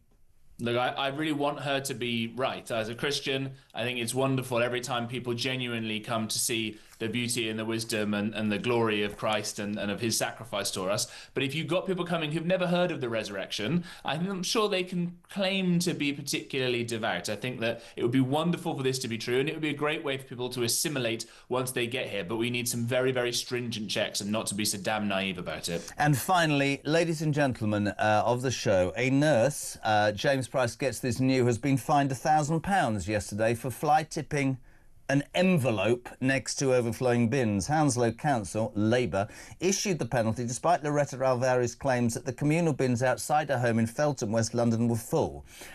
She put a bin full, and it fell out, the envelope. They fined her £1,000, but Shamima Begum could come back in this country. Just sum up where we're at, because I'm going to have to lie down in a dark room very soon. Well, I'm tempted just to call it a load of old rubbish. Hey! But these are the sorts of rubbish policies that you can expect if you've got a Labour council. Again, one more ray of light for you. After the way that this lot are behaving, of Starmer and Miliband and all these other morons who are willfully destroying the country, I'm not sure they're ever going to get back into central government again. Let's make sure they never get back into local government again, and we can end the scourge of socialism that has been a drag and a massive, massive pain against the development of Britain for a century now. Good man. Great to have you on. Get back safely from Bulgaria. Get yourself in the studio next week, the amazing James Price, former government special advisor. Morning Glory on 7:25. We're live across the United Kingdom. This is where the nation comes to talk. We want your reactions to the morning's news. Shamina Begum should come back. A review. Do me a favour. The Archbishop of Canterbury wants to baptise migrants. We've got a Labour government on its backside. Nigel Farage is for many the answer. Dan, to the break. Good morning. Good morning, Jeremy. It's Dan from Kent. Watching PMQs yesterday, when Farage stood up to answer his questions and he got the heckling, the boos, the jeers, made me think if there was a general election, Reform would have to win with a huge landslide, because you'd have probably a Labour, Lib Dem, Green Party coalition desperately trying to do anything they can to stop Reform becoming the next government. Great show.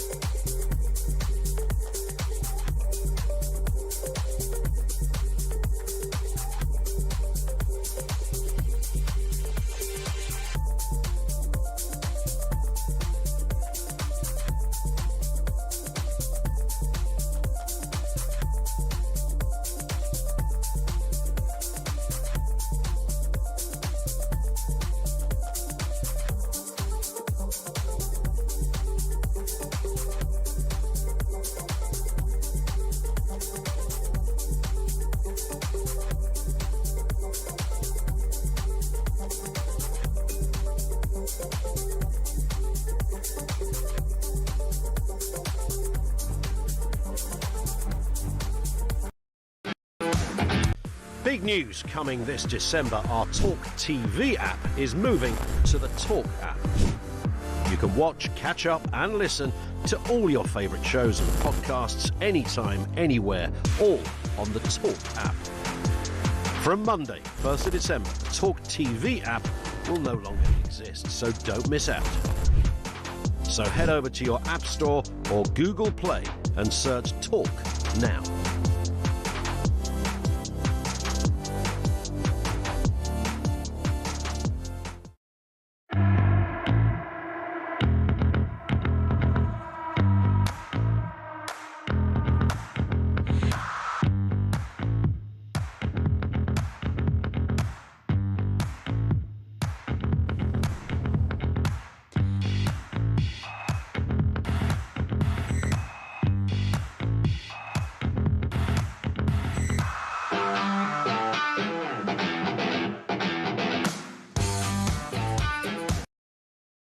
Across the UK, on DAB+, on YouTube, on your mobile, and on your side. This is Talk. A very good morning to you, 7:30 live across the UK. This is Talk, where the nation comes to speak. We're loving your response, 87222. Start your message with the word talk, your calls as well for your voice notes. You're waking up to chaos at number 10. And if Starmer goes, the reality is David Miliband. Just a joke, could be your next Prime Minister. Today is the day the BBC will offer that formal complaint apology for the complaint made by Trump, and $1 billion hangs over that. Loads of you getting involved with the story that ISIS bride Shamina Begum should be allowed back, a reviewer said. Gary from Bristol, so a review into that vile Begum woman coming back to Blighty, citing she was only 15 years old, yet the lunatic left gives the vote to 16-year-old children. Good point. John in Nottingham. If Begum is ever allowed back, it could be could it be permitted once we've banned face coverings once and for all? Loads of people getting involved. Now, this is just another side to an argument, a text that we took some while ago from Chris. And I just want you to... I'd love to know what you think about this, because I am very much with Gary from Bristol and with John that Shamina Begum should not in any way be allowed back into this country. Chris sends a text and it basically says, maybe we should have her back and put her in a British jail, because does that not back up our argument that says we are arguing non-stop for foreign criminals to be deported back to the countries where they came from, despite the fact the crime was committed here or whatever? Does that strengthen our argument? Is it possible to think that if we took a Shamina Begum back and threw her in jail for the rest of her life in this country, right? Just bear with me. Would that help our argument to get foreign criminals back into the countries that they came from? Love your thoughts on that this morning. 87222. Start your message with the word talk. Told you about half an hour ago, the UK economy grew only by 0.1% between July and September. So 2 weeks out of a budget that's going to screw us all. Yet more bad news for Rachel Thieves. Now, the last time I talked to our next guest, economist and journalist Liam Halligan, his chair was empty because he was in the kitchen getting a glass of orange juice. 3, 2, 1. Morning, Liam. Oh, he's there. He's there. I mean, it's fantastic. Oh, you've got your drink ready. You're primed and ready to go. Morning, kidder. Nice to see you. You're the expert. I'm not. This government came to power talking about growth, then sort of instigated NI rises against small businesses and workers' rules that made it almost impossible to run a business. This growth of 0.1% is ridiculous, isn't it? I mean, it just sums up the failure of their policies. It's certainly pretty sluggish. That's 0.1% expansion of our economy from between July and September compared to the same period in 2024. That's sharply down from 0.3% growth during the previous quarter. It's not good news for Rachel Reeves or any of us ahead of the budget. And it comes on top, Jeremy, of news earlier this week that unemployment hit 5%, not back at early 80s, 10, 11% levels, but certainly a lot higher than 4.2% unemployment, again, when Labour came in July 2024. So ahead of the budget on Wednesday, the 26th of November, not long now, we've got rising unemployment, a slowing economy. It's not good with the best will in the world. Just in terms of layman's terms, can you say layman or laypersons?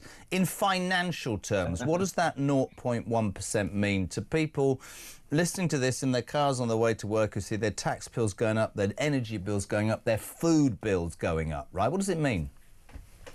What it means, well, people can feel it. People can feel that, you know, there's not much spring in the step of consumers. People can feel, whether they're business owners or employees, that there's a kind of reticence, a reluctance to invest. People can feel that when people leave their workforce, they're maybe not being replaced because their firms are waiting to see, and they're worried, as you say, about that increase in employer national insurance that we've seen. They're worried, firms, employers, about incoming legislation, the so-called Employment Rights Bill, which is a kind of back to the 70s, you know, trade union driven piece of legislation that gives workers all kinds of entitlements from day one of employment, including the right to sue for unfair dismissal from day one of employment. All this is scaring employers. That's why hiring has fallen off a cliff, Jeremy. That's why unemployment is at a 4-year high now. Look, 0.1% GDP growth, in the last quarter, it could easily be revised. This is a first print, as we say. These numbers are subject to revision. But going into the budget, if the economy was buoyant, if quarterly growth was, showing signs of normality, which it isn't, then Rachel Reeves, the Chancellor, could feel there's a bit more money knocking about, there's a bit more tax revenue knocking about, I can do some giveaways, I don't have to hammer the population again with tax. But because growth is sluggish, it makes the public finances much, much tighter. There's less tax revenue knocking about. She's got to spend more on benefits, not least for unemployment, which is going up. And I'm afraid it makes tax rises more likely. When you're not prepared to rein in spending, which Labour isn't for all kinds of ideological reasons, then the only way you can respond to a hole in the public finances is by whacking taxes up even more. But the problem is, Jeremy, that just slows growth even more, and then you get lower tax revenues even though tax rates have gone up. That is the spiral we're in, that so-called doom loop, where you respond to a weak budget by taxing even more, which makes the budget even weaker. Would it be fair to say, to sum up, that Rachel Reeves and Starmer's policies have crushed growth and activity, the raising of national insurance, that hike for employers, everything that we hear about? As I say, to start, I said to you, they talked about growth, growth, growth. The Labour Party's policies have created the exact opposite, haven't they, Liam? I think we're certainly in a situation where, having had the steepest tax raising budget since 1993 last October, we're about to get another really quite punitive budget. Similar levels of taxation increase, maybe not on employer national insurance this time, probably on property, probably even an increase of 1 or even 2% in the basic rate of income tax. That would be, Jeremy, hang on to your hat, the first income tax rise since the mid-1970s. So, look, I think the population can feel that the economy isn't in a great place. It certainly wasn't in a great place, to be fair, when Labour came in last July. You already had taxes very high. You already had a pretty weak budget situation. You already had relatively sluggish growth, but not too bad. In fact, quite good compared to other countries these days. But since then, certainly, having inherited a tricky situation, I think even any objective economist would say these tax rises that Labour have brought in, largely for ideological reasons, bunging loads of money to the public sector workers and the trade union paymasters of Labour almost as soon as they came in, increasing employer taxation, increasing the minimum wage. All of this has slowed the economy even more. I'd say that's a pretty objective point of view. Couldn't agree more, Liam. It's great to have you, and it's great for you to be in the seat. We love having you on the show. Thank you very much, Steve. Good man, Liam Halligan, economist and journalist. You're waking up to some astonishing stories. Chaos in number 10. Everybody briefing against Starmer. The alternatives could possibly include Ed Miliband as your next Prime Minister. The BBC today going to issue a formal apology to Donald Trump to save the taxpayer $1 billion. Shamina Begum, according to a review, should be sent back. The new Archbishop of Canterbury thinks it's all right to baptise migrants. Loads of you. Paul, if Shamina Begum was repatriated to a British jail, she would serve 1 month and then, obviously under our rules, be released under this far-left government's ridiculous prisons policy. Probably get a new house and a car. Actually, she probably wouldn't be released, let's be honest. She'd probably bloody well escape. Common sense working man. Because, I mean, if you put her in Wandsworth, just open the door and leave. A phrase comes to mind. You can give a man an education, but you can't teach common sense. Common sense comes from being humble enough to learn from your mistakes in the real world. Our so-called leaders don't live in the real world. I will vote reform. Matt in Grimsby. I live in Grimsby, he says, and I can't believe the economy's only grown by 0.1% when we have seen thousands of new Turkish barbershops opening up. We in Grimsby have 10 brand new barbershops in one street, not even a mile apart. Begum will definitely not be banged up in a UK jail because no evidence will be produced to convict her other than circumstantial, says Mick in Wallington. What you saying, Mick? You think she should come back and be allowed out? Dan's in Kent. He says if they allow Shamina Begum back into the country, the problem doesn't end. She will be given a home and benefits and probably a new identity. And we'll finish this little segment with Margaret from Birmingham. All this chaos, Jez, from number 10 is just a trailer for November the 26th. God, that's when Starmer will suddenly find somewhere to go. quickly. But the thought is that if he does, Calamity Lammy will be in charge. Honestly, I can't... It's astonishing, the news. Yes, I know. Don't forget that Diana was lied to by the BBC, says Vinny. Lots of people have been. 20 to 8. We want your response to the morning stories. 0344 499 1000. We'll go to the break. Morning, Steve. Morning, Jeremy. This is Stephen Hartz. I'm a little bit younger than you, but then everybody's a bit younger than you, mate. I remember when the Labour Party used to hand out badges that said coal, not dole. These days, the Labour Party stands for dole, not coal. So what do they stand for anymore? What do the Labour Party actually stand for? It's not the working people. They're about to tax us into oblivion. You know, they talk about poverty. They're about to put us all into poverty. What do they believe in anymore?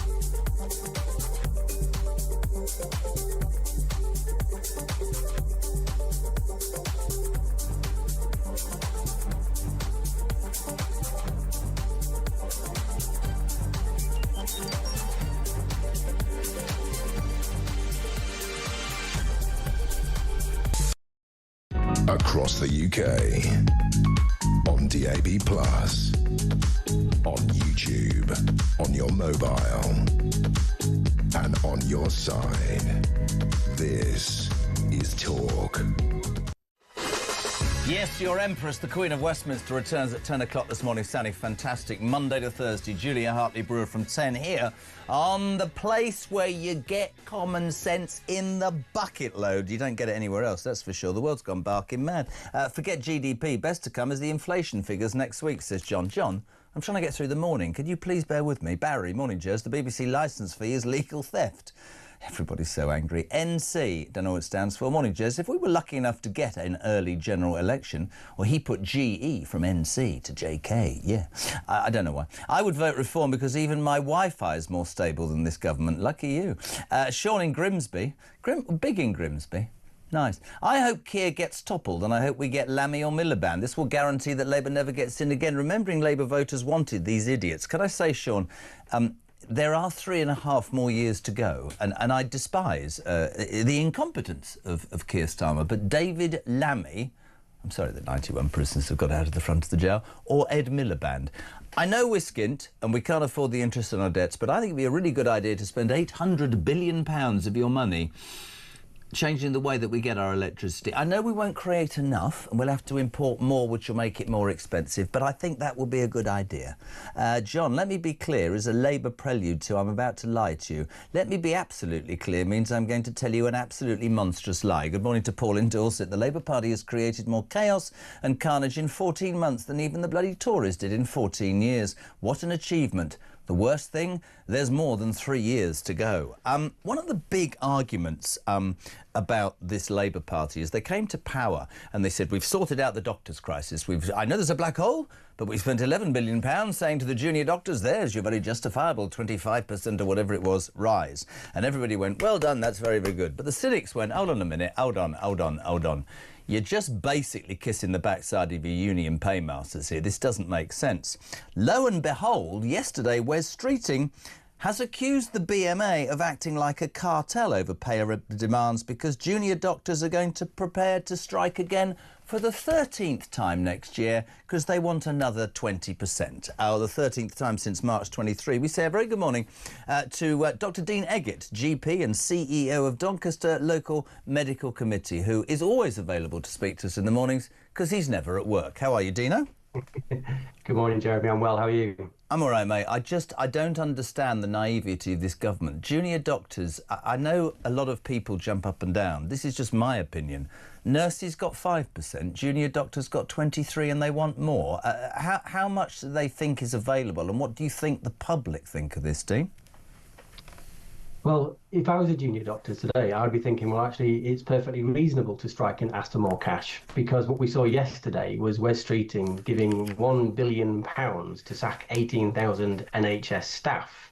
So on the one hand, you say we don't have any cash, and then in the next sentence, you say, well, here's another £1 billion to get rid of a load of people. It doesn't seem to make any sense. So I can understand why resident doctors are saying, can we have some more cash? But having said that, I should point out, I am not in fan of strikes.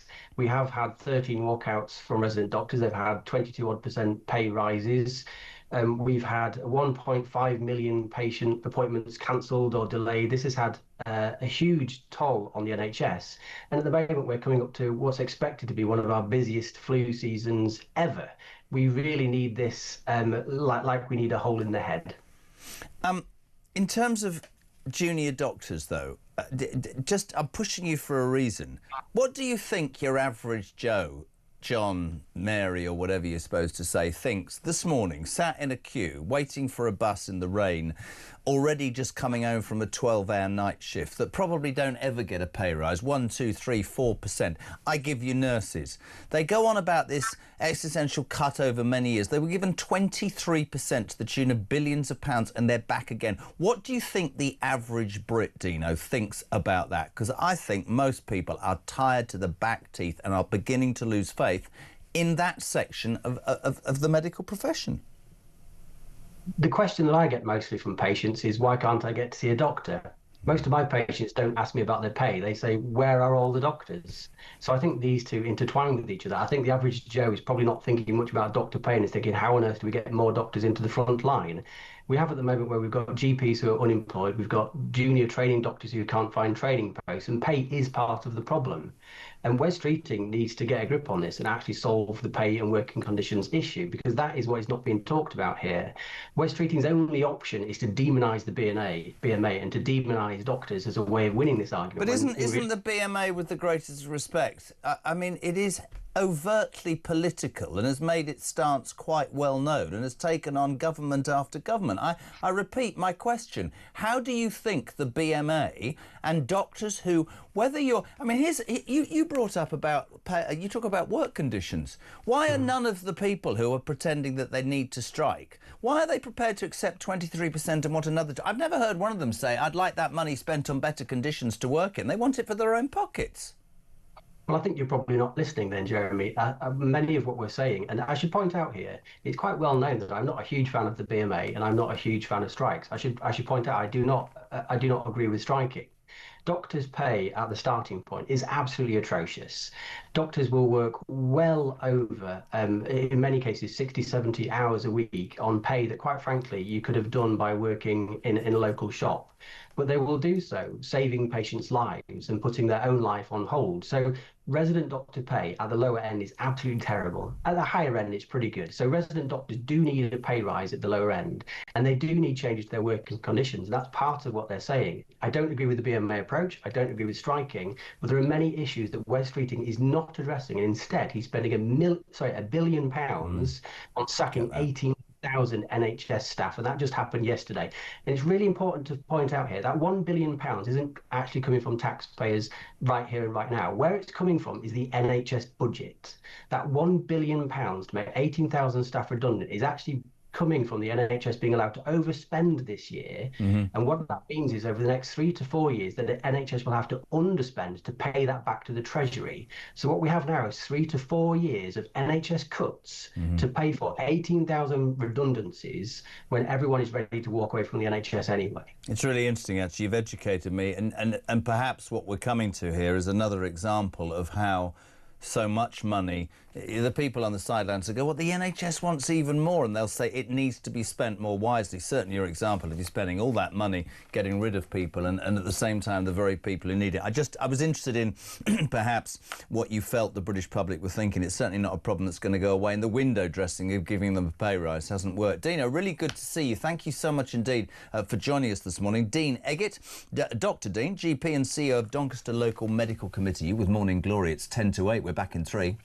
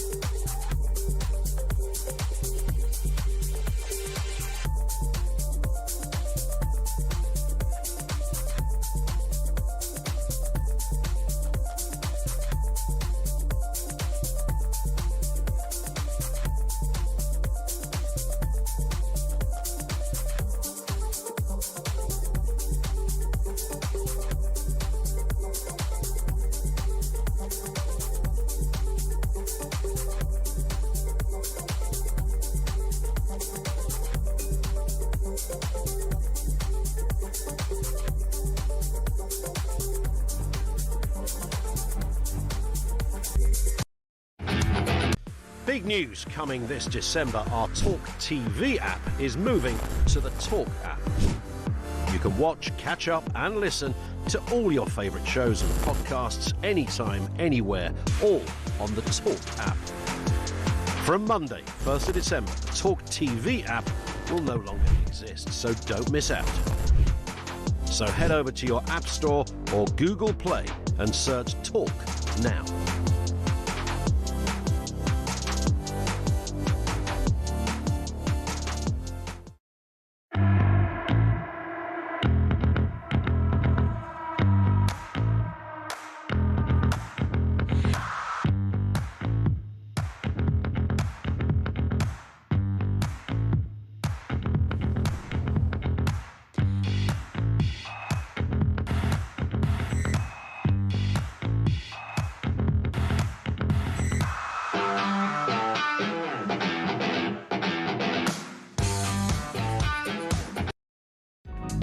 the UK.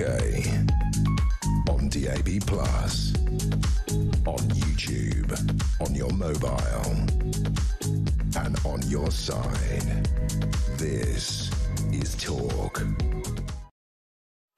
Welcome back, 5 to 8. I want to cross to the States now. So much going on. Last night, Donald Trump signed a bill that said that the government would open up again. That hadn't been worked. And more of those Jeffrey Epstein emails. We say a very good morning to US political analyst and the host of the SOS America podcast, Charles Feldman. Good morning, sir. How are you? Good morning, Jeremy. Nice to meet you. And you, my friend. Thank you for coming on. Epstein, the new batch of emails last night. We get drips and drips and drips. Andrew over here and Giuffre and the photo. I want to talk about Donald Trump, though. Everybody's reporting that, and this is quite astonishing. Epstein's ultimate betrayal of Trump as emails reveal billionaire's twisted plot against president. I'm the one able to take him down.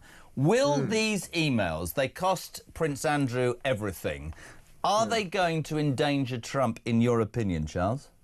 Probably not. I think that this has been, as you pointed out, it's been coming out in drips and drabs, and I think that when that happens, people kind of just get used to it, and I think that nothing really shocks people. And when it comes to Donald Trump, I think nothing shocks people about anything that he might do or say. So I would be very surprised if this is going to lead anywhere. Is it going to lead to his impeachment? Doubt it. Is it going to lead to any charges against him? Unlikely. Is it going to make any difference historically? Probably not. It's really interesting, actually. There are people, I think, on this side of the pond who there's much anger and real, you know, anger's the great word towards the ex-Prince, Prince Andrew. There are some people who will say, did he get it all? But Trump is a bit like Teflon. And to be fair, I think Virginia Giuffre at some point admitted that he was sort of blameless in all of this, which probably goes into him being able to sell it politically. I saw Carolyn Levitt saying this is an attempt by the Democrats to do anything. One thing that did work out overnight, that Trump signing the bill to end the longest US governmental shutdown in history. That's big news for the US people this morning. Yeah, and I think, you know, when people say how much are Americans, focused on the Epstein thing, my response to that is, certainly since the government shut down, the longest shutdown we've ever had, I think Americans are mostly focused on things like being able to buy food, being able to get on an airliner and get to their destination on time. They're not all that concerned, frankly, about Epstein. But having said that, almost every news organization in the States has the Epstein story either as the lead story or, now that the government has been officially reopened, certainly the second biggest story. So it's not going to go away anytime soon. The House of Representatives, I believe next week, is likely going to have another vote to release yet more documentation. This from, I think it was an FBI investigation into the Epstein affairs. And if that happens, there are going to be more emails. It's quite interesting. We haven't got a lot of time, but we talked about the dribs and drabs of the Democrats who get accused by the Republicans of dripping it to create maximum political damage. I thought overnight I read that the Republicans were trying to release the remaining 20,000 and get it out there. Is that true or false, Charles? No, it's true. And in fact, they have. The initial small batch of emails was released by the Democrats. And then the Republicans released about 20,000 other documents. It's all out there now. It's online. You know, if people want to get, their eyes all red, they can certainly go and spend the next few weeks going through it. Most of those emails, most of the documents are not particularly interesting. Most of them don't really have anything of significance to say. There are a few that we've already talked about that raise interesting questions, but they just raise questions. They don't really supply answers. It's great to have you on, mate. We must have you on more regularly. SOS, your podcast, SOS America. Check that out, peeps. Fantastic. Charles Feldman, US political analyst. Thank you so much indeed for joining us. Almost 8 o'clock, we're live across the UK. Talk, of course, the home of common sense, where the nation comes to talk. You're reacting in your droves to this morning's stories. Chaos at number 10, Starmer facing attacks from all sides. That's upsetting. Today, the BBC will formally apologise to Donald Trump so he doesn't charge them $1 billion. My favourite story, ISIS bride Shamina Begum should be allowed back, says a review. Are you joking? And the Archbishop of Canterbury, the new one, thinks it's OK to baptise migrants. Your thoughts on all of that, my friends, after the news at 8, which is next on Morning Glory.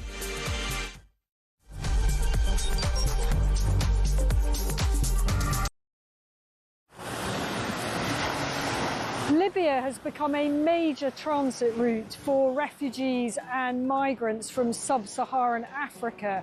And many of them come through Libya dreaming of getting to the UK, particularly from Sudan, where there has been a civil war waging for the last 2 years. And those asylum seekers or economic migrants who make it from Sudan to the UK have a 99% chance of being given leave to remain. So I spent several hours talking to immigration chiefs here in Benghazi on the east side of Libya. The Libyan National Army has a very good grip on the immigration problem, albeit fighting against a huge crisis with limited resources. There is a very, very clear process of giving people proper health checks, the life-saving care that they need, and then working out where it is exactly that they've come from. Their message to the UK is that you are fueling this problem. You are effectively advertising a great new life for people from sub-Saharan Africa. They actually said, you know, what do you think happens when a guy from Sudan comes up through Libya and makes his way all the way to the UK and gets put in a luxurious hotel and provided with everything? And make no mistake, it is a perilous journey. We see it from the end point. We see the Channel crossing as the dangerous bit. But actually where these journeys begin is in the hot desert. Many tens of kilometres have to be covered on foot by these migrants. And as many as 1 in 4 do not make it. That means bodies in the desert. The Libyan authorities are having to recover bodies in the desert. About the UK and how much awareness. Please understand the scale of what we are dealing with here with very, very limited resources. Once again, you know, people come in from charities, from NGOs, they use warm words, and the authorities here told me the only thing that we ever get is maybe a few toothbrushes and some nappies for the babies.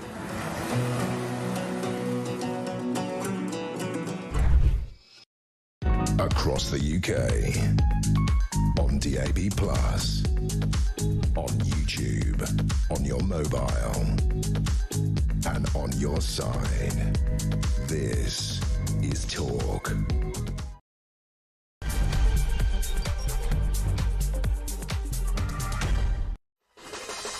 Good morning, my friends. Just gone 8 o'clock. We're live across the United Kingdom on the home of common sense. This is Talk, where the nation comes to talk. You're waking up to an extraordinary set of stories this morning. Seemingly, it happens each and every single day. Chaos at number 10. Keir Starmer yesterday, I don't know if you picked up on this story, Keir Starmer yesterday, allies briefing against Wes Streeting and other cabinet ministers, warning he would fight any leadership challenge. Streeting comes out yesterday, brilliant media operator, and says this is absolutely wrong and disgraceful. Number 10's got a toxicity problem. It ends the day with Starmer apologising for attacking his own cabinet. And his night didn't get any better. He then had to apologise to the own regulator about how ministers should behave for actually being involved in giving a Labour donor a high-ranking job as a football regulator. You're waking up on Thursday morning to the news that the BBC will issue a formal and direct apology to President Donald Trump today as he threatened to sue them for £1 billion or even $1 billion. There's been more emails in the Jeffrey Epstein trauma overnight, one of which claims that the Andrew photo with Virginia Giuffre is 100% real. He'll be sat in Windsor thinking, what is the point? Everything's going wrong for me. Couple of stories we picked up on as well you might like to respond to. ISIS bride Shamina Begum should be allowed back into the country, says a review. Complete outrage from many of you. Good morning to the lovely Rob in Newcastle. On the way, he's on the school run with Chloe. He says, it is extraordinary to hear that a government think it could make excuses to get somebody like Shamina Begum back into this country. It's unbelievable. I agree with you, Rob, but I'm going to tell you right now, top of the hour, what a man, Chris, texted us earlier, because I just want to throw this out there and get your response. One of the ways that we hope as a country to deal with the immigration issue and actually the problems in our prisons is to say that we should deport the nigh on 12,000 foreign criminals from our prisons. Do you think if we took Shamina Begum back and put her in prison, that would strengthen our argument to be able to deport criminals? Personally, I'm not sure. I'd also like to add that if we put Shamina Begum into prison, under Calamity Lammy even, she'd probably escape within 24 hours or be released by mistake, as the other 91 have indeed been as well. So your thoughts on that, 87222. Start your message with the word talk. We're delighted to say good morning to Mark in Birmingham. I'm sorry, but if you keep getting texts from the same number, but it's your fault, Jeremy, as you keep bringing up subjects I'd like to comment on. Well, that's right. Well, I mean that's the point, isn't it? Sally, good morning. The world's gone mad. Baptising illegals, Shamina Begum and everything else going on, it's just making me think we are yet another terrorism incident waiting to happen. If we, the public, can see it happening, why the bloody hell can't the government look through the same lens as the people? Don't be ridiculous, governments don't do that. Jonathan in Nottingham, a very good morning. I believe that the timing of this Epstein email release is meant to overshadow the BBC scandal that basically acquits Trump of wrongdoing on January the 6th.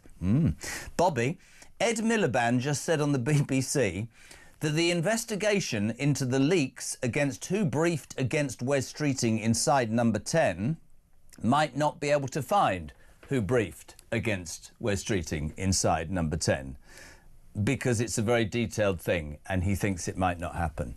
That from Ed Miliband, the man that Labour activists would vote for to be the next leader and thus your Prime Minister. A very morning to you. Welcome to Thursday. And a very big good morning as well. Brendan O'Neill, Chief Political Writer of Spiked. How are you, my friend?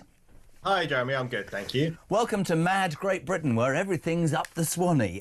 We start with the chaos at number 10, Brendan. Extraordinary scenes yesterday. No doubt, allies of Starmer thought they'd get ahead of the game and come out and say, you know what, he's strong, he's committed, he will fight any challenge. All that did was bring Streeting out of hiding to say, it's toxic, we're not doing this, we need to get on with the job. The backbenchers, as I watched Prime Minister's Question Time yesterday, were utterly extraordinary. I've got a couple of clips I'd love to share. It's all come down to this Morgan McSweeney, I'm told, the Chief of Staff. Morgan McSweeney, who apparently makes everything happen. Starmer refused to back him first. This was a great view. Have a look. The Prime Minister is not going to do anything about the toxic culture. This is his responsibility. Just last night, his allies accused not just the Health Secretary, but the Home Secretary and even the Energy Secretary of launching leadership bids.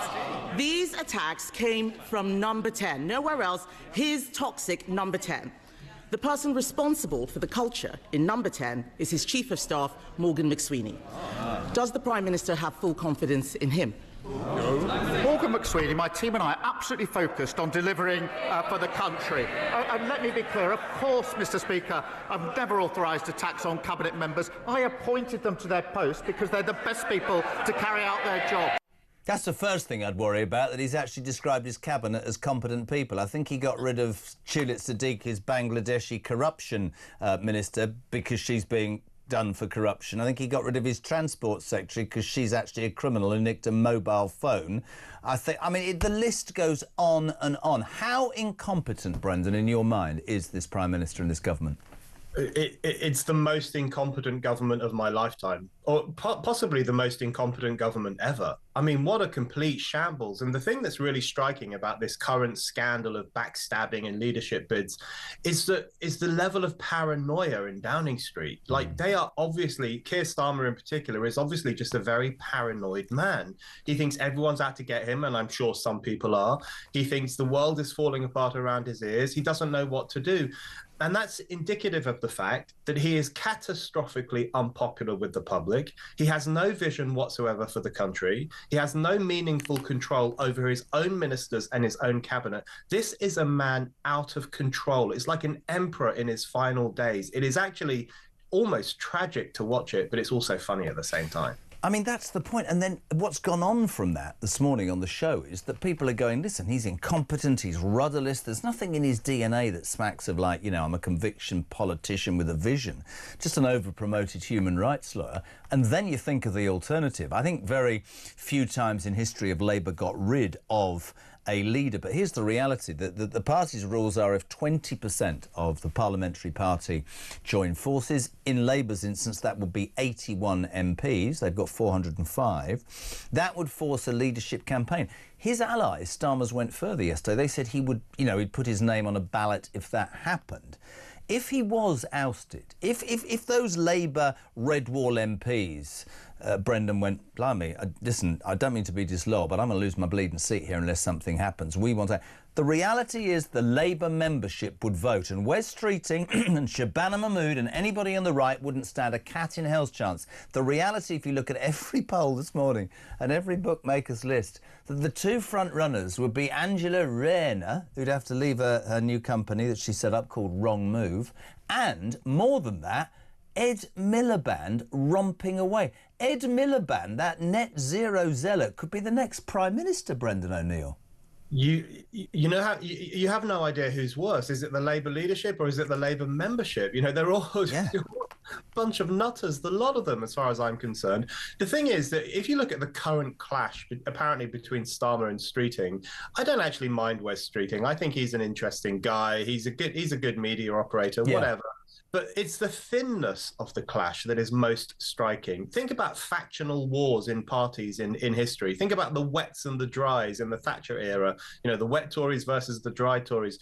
That was a real clash over the future of the country. That was a disagreement within a party about how to run a country. There was real substantial differences of political opinion. What we have here is just a party falling apart, collapsing before our eyes. It's like, you know, backstabbing. It's very Shakespearean, lots of skullduggery. There's no meaningfulness to it. There's no substance whatsoever. You know, replacing Starmer with Wes Streeting, which is what some people want, would be replacing one cardboard cutout with another. There is no substance here at all. And then, of course, you have the membership potentially sweeping in to elect climate change lunatic Ed Miliband or discredited idiot Angela Rayner. You know, what an awful choice this country faces as long as this government is still in power. And that's my next question. We've got 3.5 more years of this, and whatever your political persuasion, I think most people can look at what's happening and think this is farcical. There are many people texting this morning saying, if this goes on, this country will be skint. Well, here's me to tell everybody we're skint already. What was it this morning? The UK economy grew by only 0.1% between July and September. All this growth has gone out the window. We're about to have a budget that's going to raise income tax for almost everybody across the social spectrum. We can't even afford the interest on our debts. We're borrowing, what is it, something 180 billion a year? I mean, the whole thing is so catastrophic, and there surely must come a point when the Labour Party can't blame the 14 years of disastrous Tory rule, because actually somebody put it really well earlier, Brendan. They've managed to do what took the Tories 14 years in 14 bleeding months. I mean, it is an absolute disgraceful mess. And what would happen? What will become of this country in 3 years' time? Can you see a situation a bit like Liz Truss, where the markets, where so financially in trouble are we, they are forced to call an early general election? I know Farage has said he thinks it will be by 27. What are your thoughts? Well, you know, the thing is, the reason I hope there's a leadership move against Starmer is not because I think there's anyone of high quality to replace him in that stupid party, but because often when you have a prime minister who comes in that way, there has to be a general election. Not always, but usually a prime minister feels, look, I should go to the public. I can't have power just because I was voted in by some members. Yeah. So that's what I'm hoping for. I'm hoping there'll be a leadership bid, and then eventually that will lead to an early general election. But I just want to commend the British public on their patience, because just think about how patient ordinary people are being right now with this government that is collapsing the economy, making it even worse, which is backtracking on all its promises, which doesn't know it's behind from its elbow when it comes to how to run a country, which talks about growth but delivers anything but. And people are, I think, being very patient. They know it's a complete catastrophe. They know it's a disaster, but they're biding their time, I think. They're waiting to pounce. And I think they're going to do that when the general election comes, and people are going to register their absolute disgust with this government by voting for reform or voting for Greens, please don't do that, or voting for one of the other parties as a way of saying, listen, Labour and Tories, you've messed up this country for more than 100 years, and we're going to take a chance on someone else now. Apparently, we're going to play a clip. This is very exciting. This is the would-be next Prime Minister of the United Kingdom, ladies and gentlemen. If Keir Starmer is forced out, Labour members have intimated in a poll that Mad Ed Miliband, that net zero idiot, would in fact be your next Prime Minister. Here he is speaking strangely to the BBC this morning. Can I just put a little caveat there? I'm not sure if this has been edited. Who am I to guess? Have a listen, have a watch. Would like you to focus on a person who has briefed in Downing Street against the Health Secretary. They should be sacked. Can you brief us on the investigation? Is there currently an investigation going on to find out who that person is? Can you tell us the nature of that investigation? Well, I know that the Prime Minister will want to find who that person is and will get rid of them if he can find it. The truth is, Charlie, as you know, it's because you've been around this a long time, as I have, it's often very hard to find out who does this briefing. Because journalists understandably protect their sources and you can never get to the bottom of it. But of course, if Keir Starmer finds that person, I've discussed some of this anonymous briefing with him in the past, he'll get rid of them. I have absolute faith he will do that. He hates this stuff. That could be our next Prime Minister, Brendan. That's extraordinary, isn't it? I mean, he failed so spectacularly as the leader of the opposition, was ousted by his own party, ridiculed. Do you remember that tablet of stone with his aims? Do you remember that? I mean, and as for eating a bacon sandwich, geez, man, that's great. We'll watch that with interest. Loads of other stuff in the news as well. Today, the BBC will issue a formal and direct apology to President Donald J. Trump after he threatened to sue the corporation for £1 billion. We haven't spoken about this. We've spoken in the past about the BBC. I take the one thing about Trump and I move it to the side. I think the BBC is at a really important point, similarly, even I think they need to be on a level playing field. I think the licence fee is long overdue for defunding. I don't get how so many scandals, starting with Savile, ending with Maxine Croxall, bless her heart, daring to say pregnant woman. Oh, wow, shocking. In the mix, you've got that Gaza documentary, you've got Bob Villan going deaf to the IDF, all that stuff. I don't think two people's resignations are enough. I think the BBC needs to be forced to make a long hard look in the mirror. The Charter's a couple of years away. The thing is, they're not answerable to anybody, are they, Brendan? They get 5.39 billion quid a year and they run amok and they are not unbiased. And in my mind, they cannot be described as the national broadcaster because they've got an ideology behind them. Absolutely right. They've been corrupted by ideology. Now, the BBC has always had flaws. It's always got things wrong and done things we've disapproved of, etc., etc. But, you know, cast your minds back to the 1980s, the 1990s. We would gather around the BBC to watch Top of the Pops, to watch David Attenborough documentaries, and to watch the news because it was generally impartial and would tell you what was happening in the world. The BBC used to be an incredibly important institution. In some ways, it was the glue of this country. It drew people together in front of their TV sets. That doesn't happen anymore for two reasons. Firstly, we live in a whole new era of television. We have the subscription model. People choose what they want to watch. They pay for what they want to watch. That is completely different to the 20th century. And also, the second, more important thing is the BBC now bows down to these crazy elite ideologies that the vast majority of people reject. Trump phobia, Israelophobia, the trans issue, where the BBC will lie to our faces and tell us that a man is a woman, the climate change hysteria, which I think the public is getting sick and tired of.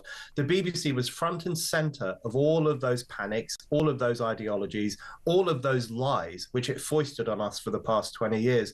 Something's got to change radically, and I don't think changing the people at the top is enough. Couldn't agree more. Couple of other stories that I just wanted to pick your brains on, because I know they've absolutely gone here, and I know they'll go with you. Firstly, ISIS bride Shamina Begum, this has really got a response this morning, should be allowed back, says an anti-terrorism review.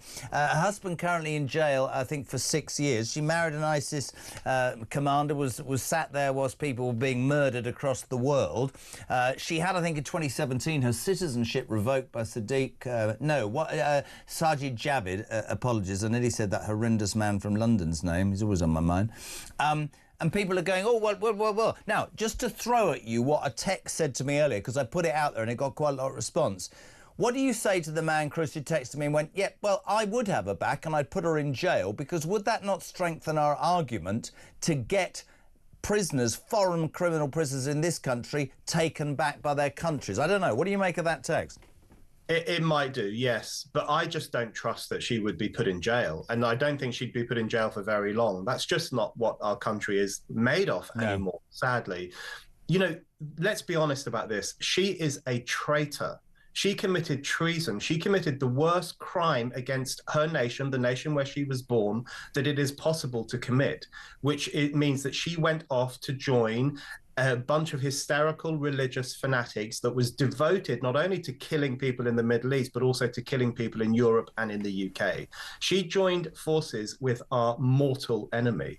That is treason. That is one of the worst things you can do. That is as bad as Lord Haw in the 1940s, making excuses for Hitler's Germany. You know, when Brits commit these kinds of treasonous acts, we should treat them incredibly seriously. She ripped up her own citizenship when she joined ISIS, when she threw her lot in with those homophobic, misogynistic, racist, supremacist terrorists. And I absolutely disagree with the idea that she should come back. She made her bed, she should lie in it. Very interesting. Couldn't agree more. Actually, Wes Streeting, who was in the news yesterday, apparently briefing, and then came out and said, I am absolutely not. Number 10 is toxic. Has overnight accused the BMA of acting like a cartel over its pay demands. You'll remember that when Labour came to power, they gave junior doctors 20-something% and went, no, it's great, and everything's sorted. Oh, surprise, surprise. 23%, I think. 12 months later, they're back, and Streeting and all his cronies are going, oh, so that isn't enough. I had a doctor on earlier saying, pay's not great, conditions aren't great, the BMA don't speak for me, and strikes aren't where it's at, but we need more money. I simply said to him, and I'll say to you, how do you think that looks to the average Joe going to work today, hasn't had a pay rise in 3 years, who's struggling to pay his electricity bill or his food bill at the end of the week? It looks terrible, doesn't it? You know, there is so much economic hardship in this country right now. There are people who've not had a pay rise in years and who are struggling because the cost of living is going up, but their pay packets aren't. And they will not be happy to see this. And especially think about the fact that, you know, getting a doctor's appointment is near on impossible in this country. And when you do manage to get one, it's not always a great service. And the NHS does often let people down. I know we're all supposed to bow down to it as this great holy institution, the best thing in the United Kingdom, but actually it often isn't. It's often a creaking institution which doesn't serve people very well. And then you have struggling people, can't get a doctor's appointment, even though they pay all their taxes, and then they see these people protesting for more and more and more. I think it's going to really tick people off. Mate, it's great to have you on. Will you come back next week? We love having you here. Brendan O'Neill, thank you so much indeed. He's the main man at Spiked. We love him. 8:22. Striking doctors. You're not happy, Paula, are you? Morning, Jeremy. These junior doctors are unbelievable, aren't they? Oh, yeah, they could get the same wages going working in a supermarket. But could they get all the on-call costs and all the overtime costs? And don't forget, at the end of their career that we've paid for their training, don't forget, they will have the chance of being a consultant and earning mega bucks, and they'll have an NHS final salary pension, which is the best pension out there. Maybe they should reform their pension, and then we'd be able to give them more money. Perhaps that's something to think of. They just need to read the room.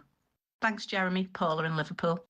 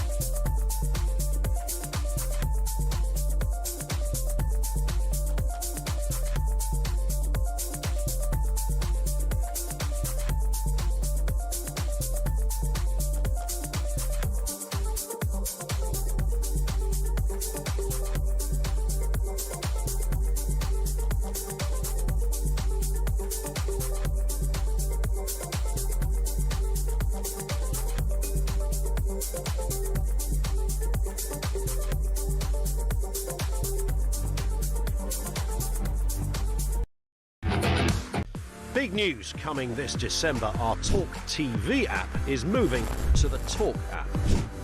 You can watch, catch up and listen to all your favourite shows and podcasts anytime, anywhere, all on the Talk app. From Monday, 1st of December, the talkTV app will no longer exist, so don't miss out. So head over to your App Store or Google Play and search Talk now.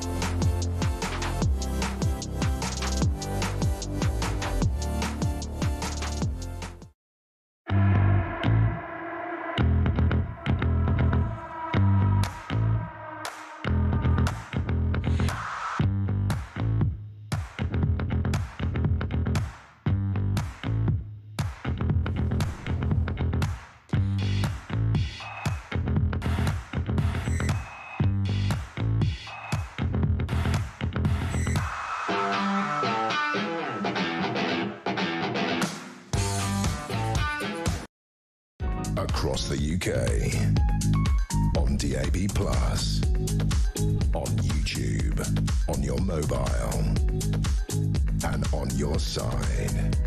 This is Talk. So it's Thursday morning. The voice is going. Welcome back. They'll be pleasing people. Welcome back to the home of common sense. Labour in turmoil. Keir Starmer hunkering down in number 10, worried about who's going to try and stab him in the back. Morning, Johnny. Morning, Jezza. It's Johnny in the van, just listening to your news. And in the report, it was talking about Morgan McSweeney saying that this leadership thing has put Labour into chaos. I think Labour have been in chaos since last July, haven't they? Great show, Jezza. Keep up the good work, mate. And good luck to you in your van. Thank you very much indeed. 87222. You might want to talk about that chaos. You might want to talk about Donald Trump, who's going to get apologised today by the BBC because he could, of course, sue them for $1 billion. And we, the taxpayer, would have to pay for it. You might want to talk about the report that says that Shamina Begum, the ISIS bride, should be allowed back. And I'd love to know what you think about the new female Archbishop of Canterbury, who thinks it's perfectly fine to baptise migrants, which gives them an excuse to stay here. even if they haven't been vetted and they're illegal and they haven't escaped a war-torn country and they haven't brought their wives and children with them, despite the fact they're fleeing bombs. Not that there are any on the beach in France. It's just the tent's quite chilly at this time of year. One of the big stories in the Sun newspaper today, in fact it's the story on page 10, is the battle at the very heart of the British racing / gambling / betting shop industry, something very close to my heart. We say a very good morning to Steve Hawkes, Head of External Affairs at Flutter UK, an ex-Sun man. Stevie, good morning, how are you? Morning, Jeremy, how are you? I don't think I've seen you for about a decade when we were on that Sun Employment roadshow. Oh, good. I thought you were going to say something else. Hanging out at Cheltenham, losing lots of money. Yeah. Good to see you, my friend. I wanted you to put it into layperson's terms. You notice what I did there? Political correctness at its worst. Exactly. This betting tax that Rachel Reeves is contemplating bringing in on the 26th of November, and I'm a supporter of national hunt racing and flat racing, and I'll stand and argue with anybody, is going to decimate, is it not, betting shops, the industry as a whole, the revenue, jobs and everything, Steve? Yeah, I mean, I think we'd concur with quite a lot of that. I mean, my chief executive, Peter Jackson's writing in the paper today. If you look closely enough, you can see it there. And it's where the government is, as well as all the other taxes that legal licensed regulated businesses pay, bookies also pay a 15% duty on sports bets and a 21% duty on gaming. That could be anything like online bingo, poker, roulette, etc. The government has talked about, originally it talked about harmonising rates, to have a simplified rate. Now, obviously, in government language, that would mean a higher rate. It wouldn't mean a lower one. So that could be moving sports up to 21 or moving everything up 25, 30, etc. Where you've seen people like Gordon Brown and think tanks who basically don't like gambling, they've been talking about moving the gaming duty up as high as 50. So that's 138% tax rise. They've been talking about moving sports up to 25, which is a 67% tax rise. Overall, taking as much as £3 billion out of a sector that already pays £4 billion in tax. So that would clearly have an impact. We, as a gambling operator, we have one pot of money. So if you tax one bit by a lot, that's going to impact what we can invest elsewhere. It's not a free hit. It will threaten jobs. It will threaten investment. It will threaten the high street bookie, as you say. And it'd be a jackpot for the black market, unlicensed, illegal sites that you can find all over the internet that don't pay tax and don't invest in safer gambling. And what's really interesting, that last phrase, and I'm glad you used it, safe for gambling, because the people like Gordon Brown and others who find gambling abhorrent, that is their opinion. My problem with, and if you noticed, bookies over the last, all betting outlets over the last 2 or 3 years have put that emphasis on safer gambling. If you look at any of the apps and any of the adverts, it's all about, as much control as can be brought. But we also have to come to that whole thing, which is freedom of choice. And we live in a society now where people like Gordon Brown would want to say, I'm telling you you shouldn't gamble because you either can't handle it or it's not good for you. Personal free choice needs to be involved in that. You're right, Peter Jackson, your boss, saying we'll see a massive shift to the illegal black market. And my argument would simply be this. If people who want to gamble go to the black market, there will be no controls. It will not be safe for gambling. And people will find themselves in a far worse position, surely, than they are right now in an industry that is becoming more and more regulated. Would you agree with that? Yeah, I mean, it's what we're arguing now. People would say that you're scaremongering, but you're seeing this across Europe. For example, in Holland, there was a survey about 2 months ago showing that the illegal market is now bigger than the legal market, and that was due to a combination of regulation and higher taxes. And look, we're not saying you can't regulate the sector. We're seeing a lot of it. We had 2 years ago the Gambling Act review under the Tory government. Where they introduced 62 different work streams: affordability checks, financial vulnerability controls, lower limits on stakes for slot games. We have had tougher regulation. We commissioned a survey last month where we got a guy to do some mystery shopping on the black market. He was able to open an account as Bo Peep, a 7-year-old, and bet on the basketball in America. He was able to open an account as 213-year-old Charles Dickens and sit back and punt on Lingfield. And that's the sort of funny edge of it. There are no controls, no verification. They actually target people who have self-excluded, people who say, you know what, I think I need to check out betting for a while. And you'll see online non-GamStop casino sites, that is specifically targeting self-excluded and vulnerable players. I'll tell you a little story, actually, because years and years ago I bet too much, right? Everybody knows that, right? But I have I'm just saying, I have the Coral app. I'll tell you about the talkTV app later as well. But I have the Coral app, and something that's happened in the last 2 months, which is really interesting, is they now have how much you've spent on a monthly basis against how much you've had back, and shows you profit or loss, and thus they have a situation where I think if you start to show that you're losing a lot, somebody will contact you and you'll get an email and we're going to do this. That is never ever happened before. It shows that the industry is caring about itself, but it's never going to happen on the black market. The Sun backing our Save Our Bets campaign. They're going to sponsor the 220 race on the Saturday. The Sun Save Our Races Novices Chase. Obviously, it would be good to find a winner. We'll do that at a later date. I can't overemphasise how much to the industry this tax, not just the betting industry, but the racing industry as a whole, is terrified about this, and we need to, I think, get away from it. It's like the people who say horse racing's cruel. People will have that opinion. There will be people who don't like betting. It's a huge industry, and I know the racing industry is very scared, aren't they? Yeah, they are. And just to correct you, Jeremy, it's a Save Our Bets Novices Stakes tomorrow at Cheltenham, 220. It's going to be bigger than the Grand National, you know. Tomorrow? Sorry, tomorrow. I didn't realise, sorry. I think they would have done a sweepstake, but there's only 6 runners. Who's the favourite?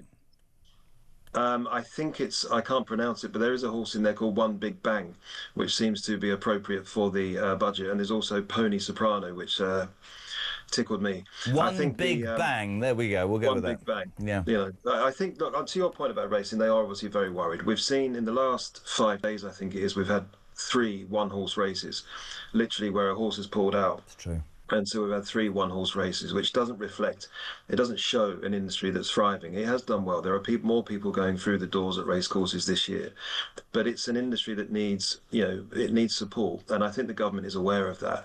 And what we would say, you can't protect racing, but still put tax up by 138% on another part of our business. There would be a fallout. There would be an impact across the board. Really interesting article. Page 10 today, our battle to stop the racing tax raid. Peter Jackson, Flutter's boss. There you heard from Steve Hawke. Stevie, great to see you, my friend. Thank you so much indeed. We'll see a massive shift to the illegal black market. Your thoughts on that? Your thoughts on everything this morning on the show? Chaos at number 10. Hurrah! Trump's going to get an apology. The BBC is still corrupt. Boo-hoo. More emails for Jeffrey Epstein. Andrew's a liar. No surprise there. But most contentious of all, Shamina Begum should come back here, says a review. And the Archbishop of Canterbury, doesn't matter that she's a woman, thinks it's going to be a good idea to baptise migrants. Forgetting, of course, the fact that they'll say, well, I'm a Christian now. I'm a Christian. I have to stay. To the break with Maddie. Good morning. Good morning. Can we start fining / taxing politicians of any ilk who refuse to adhere to their manifesto pledges, politicians who constantly lie, politicians who constantly refuse to answer questions? Then maybe they can also be held to some sort of accountability, as thus far they never are. Maddie from Essex.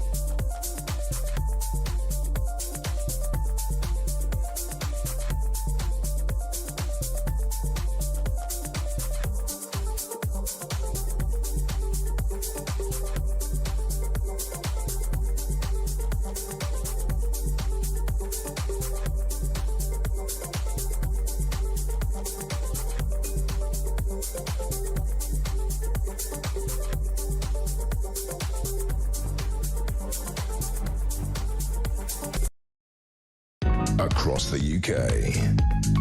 On DAB+, on YouTube, on your mobile, and on your side. This is Talk. Welcome back, 20 minutes to 10 o'clock. Yes, no, even 9 o'clock. I can't even tell the time. Julia Hartley-Brewer, the Queen of Westminster, here from 10, and Ian Collins sounding great in the afternoon. Mrs. Kyle's favourite. He's got such a nice voice. You should see him. 0344 499 1000. Your text messages to Morning Glory, 87222. Be it the chaos at number 10, Donald Trump's apology, the new batch of Epstein emails, the vicar, the Archbishop of Canterbury, who thinks we should baptise migrants, or the review body who thinks Shamina Begum should be allowed to come back. We want your thoughts. Good morning, Andy. Good morning, Jezza. This is Andy. The Archbishop of Canterbury baptising illegal immigrants. I am a 53-year-old British citizen. I attend church on the normal occasions, Easter, Remembrance Sunday, Christmas Day, etc., etc. And I couldn't even get married in a church. I bet half of these illegal immigrants can't spell Jesus. Jesus. I'm not. I don't want to get into a religious debate. I think religion is absolutely your bag, and people should be able to do it. I just think it's a slightly worrying message to put out there, that we're going to baptise migrants who are gaming this country and playing the system, who will then be able to go, well, I'm a Christian. Well, you must stay then. Why do you look 47 with a grey beard? I'm 11. Honestly, I'm a child. Please look after me. We're delighted to say we decided to do it 2 days on the run because she's amazing and we love her and there's so much to talk about. Kinsey Schofield, host of the Kinsey Schofield podcast. Thank you. How are you? Good to see you. Some breaking news overnight from the States. More Epstein leaks. You look very calm today. This was a very low start. Oh, sorry. I woke up at 4 a.m. But you know what? I turned on the Jeremy Kyle program as soon as you were on, and I'm 4 o'clock, and you want my sympathy. It was up at 2:15. Oh, come What's on. going Oh, come on. How many hours sleep did you get? I think about 5, maybe. Yeah, but jet lag's awful. We're so chuffed to have you here. I know you're working really hard on a documentary. Yes, overnight, one of the main news stories, a new batch of Jeffrey Epstein's emails claiming, which is a shot in the arm for everybody like Victoria Hervey and all these people who said it's fake, that the Andrew photo with Virginia Giuffre, which emerged in 2011, is, Kinsey Schofield, real. Yeah, and it's matter of fact, the way he puts it in the email. He says, you know, there's a picture of them together. You know, I don't think this can hurt Prince Andrew anymore. I think I've said this to you before. I feel like I'm not defending him. No, I know what you're going to but say. Is he a scapegoat? You know, why are we only hearing about British men when this is an American, this is truly an American-born crime? I think that a lot of this is distraction, but, you know, Prince Andrew should have never said, I never met her, I don't remember meeting her. He shouldn't have alluded to the fact that the image wasn't real or had friends speak out. Remember they did that bizarre reenactment where people tried to fit in the bathtub together and they were wearing masks of Andy and Virginia. So, like, I just think that this was all handled so poorly. He should have never sat down with the BBC. I know the BBC's getting a lot of play lately, but he should have never done that. Well, you would never sit down with the BBC because they probably edit it completely differently. But I'm going to take your thing a stage further. Emails overnight as well confirming that Peter Mandelson, the ex-ambassador that the Labour Party employed to the United States, sacked some weeks ago, was still in contact with Epstein in 2016 after the financier pleaded guilty to soliciting a minor in 2008. So it's been on Mandelson, it's been on Andrew, and I take your point, both of whom vile human beings, haven't got a moment for them. Donald Trump, though, also overnight, we're told, this is really interesting, Epstein claimed that Trump spent hours with Virginia Giuffre at his house. I asked Charles Fellon earlier about, you know, an analyst from America, a host of a podcast, I think SOS America, did he think this would impact on Trump? And he went no, because he can sell it as the Democrats simply stirring the pot. My question Which he then already is, yes. How can Trump get away with it then, and everybody I'll else tell you not? exactly how Trump can get away with it, because Virginia Giuffre released, there was a book released post her death, her unfortunate suicide, and in that book she says that Trump was nothing but friendly to her. She doesn't allude to the fact that there was any type of inappropriate relationship whatsoever in that book. And so I think that that's how Trump gets away with it. She had nothing to lose when writing this book. She goes into detail about multiple other individuals, including former Prince Andrew, throughout this book, in very embarrassing and vulgar allegations. So if she had something to say about Donald Trump, this would have been the time, and they likely would have gotten away with it if she did have anything to say about Donald Trump. So I think that tells us everything we need to know. She did work for him prior to meeting Jeffrey Epstein at Mar-a-Lago. So I think that they, might have had a friendly relationship. She was one of the cute girls running around his estate. It's really interesting, isn't it? Just very quickly before we move on to the royal family, it's not going to go away, this Epstein trial thing, is it? The email thing. It's just there and there. This slow leak, absolutely not. We're going to get more. I mean, people are combing through these emails, and the reason I think that we haven't had a major Andrew dump is because there are certain times where Epstein uses code when talking to Virginia. And so people are going to have to comb over these emails, and it's going to be like a game of Tetris or a puzzle where they figure out that this means that and that means this, and this must, that this must be in regards to Andrew and potentially the access that they did have to the royal family and royal family estates. It's all very embarrassing. It's hugely embarrassing, and let's bring it to the royals. There was a sneak preview of the newly renovated Forest Lodge. Kate and William moving in, or have moved into their forever home on the Windsor estate.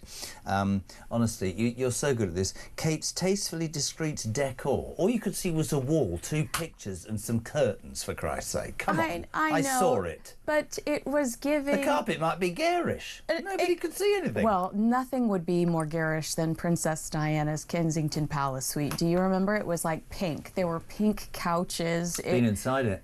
Oh, really? Really? Absolutely. Will you do you have time to tell me? What was that? Not on there, but I have. Oh my gosh, how fun. Been in the Queen Mother's bedroom.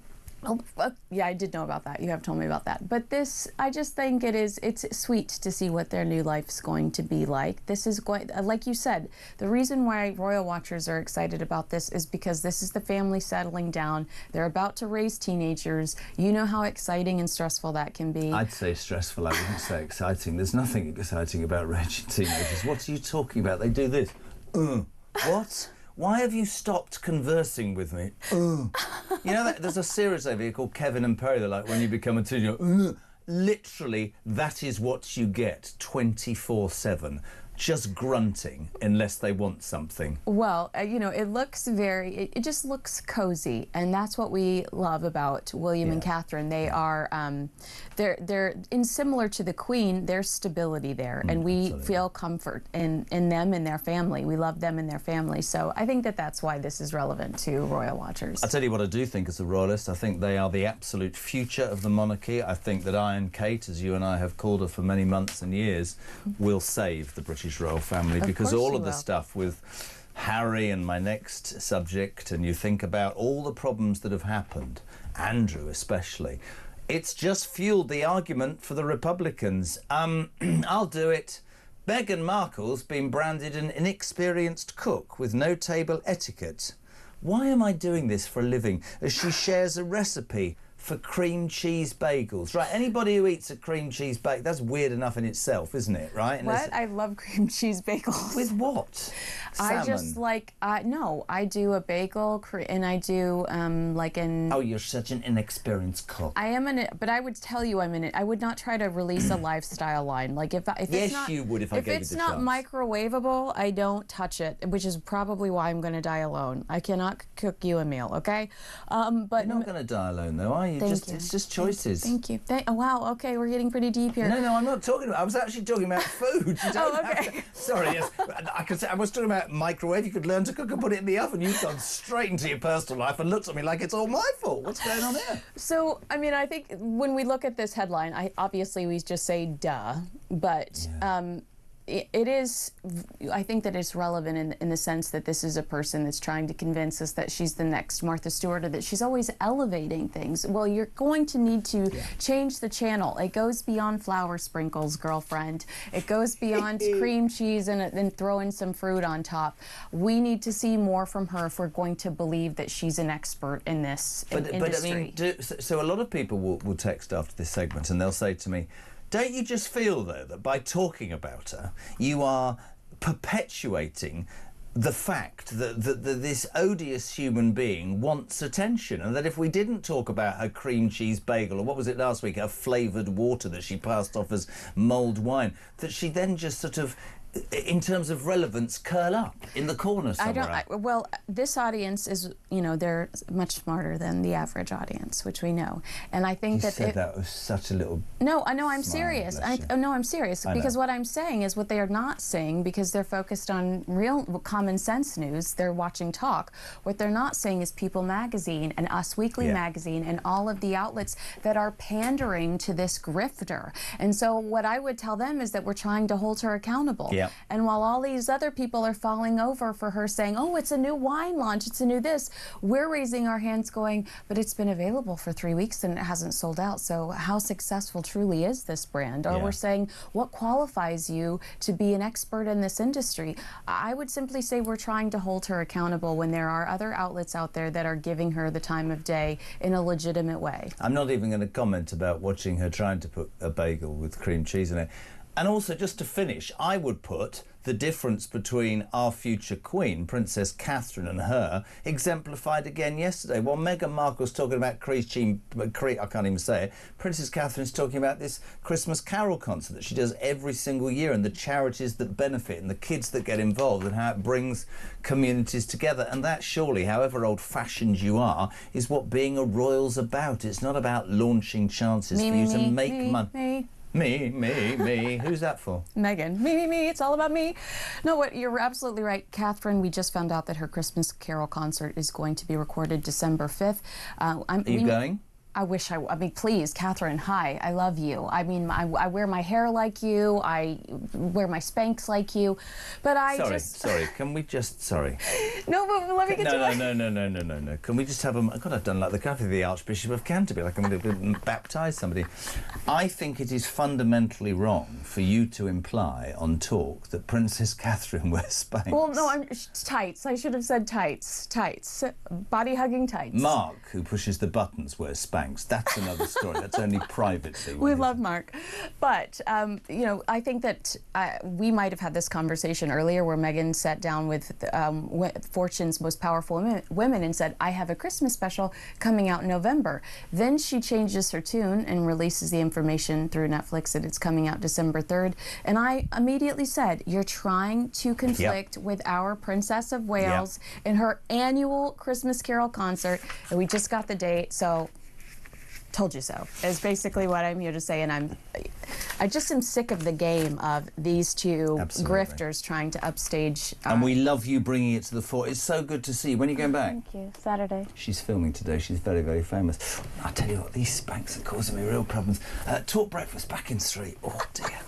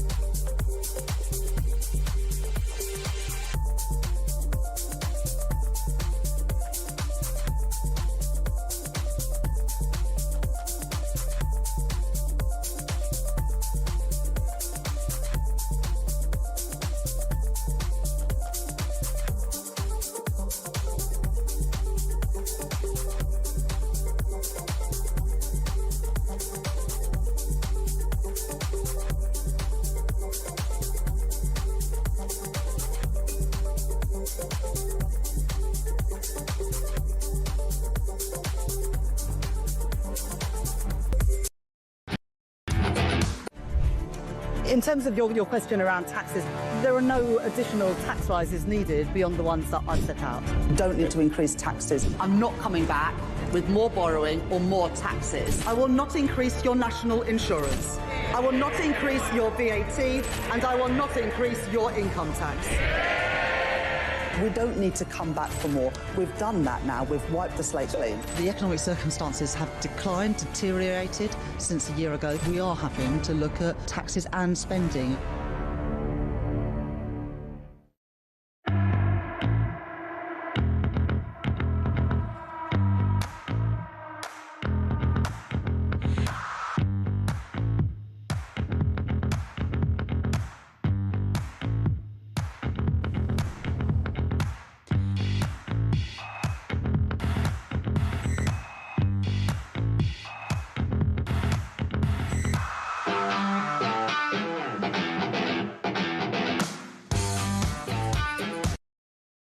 Across the UK, on DAB+, on YouTube, on your mobile, and on your side.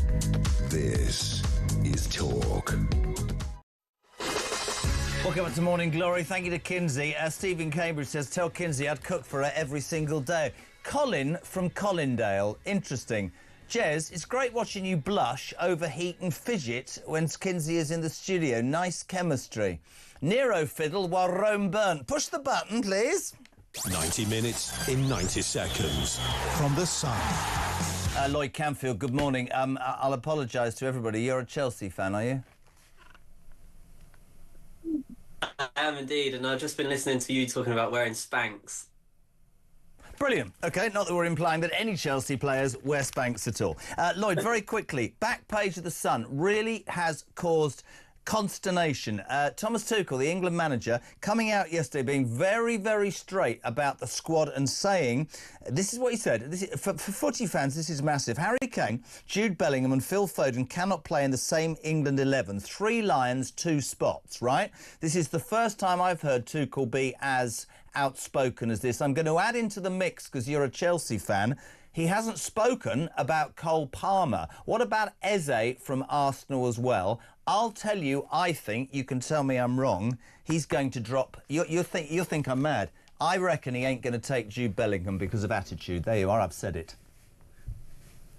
Really, I can't imagine a world where Jude Bellingham is not in the England squad, and the same, as you mentioned, with Cole Palmer, because they're the type of players where they show up in big moments, as they did at the last Euros. They showed up when England needed them the most. Palmer, of course, in the final, but wasn't given really the platform to go and show that he could win them the whole game.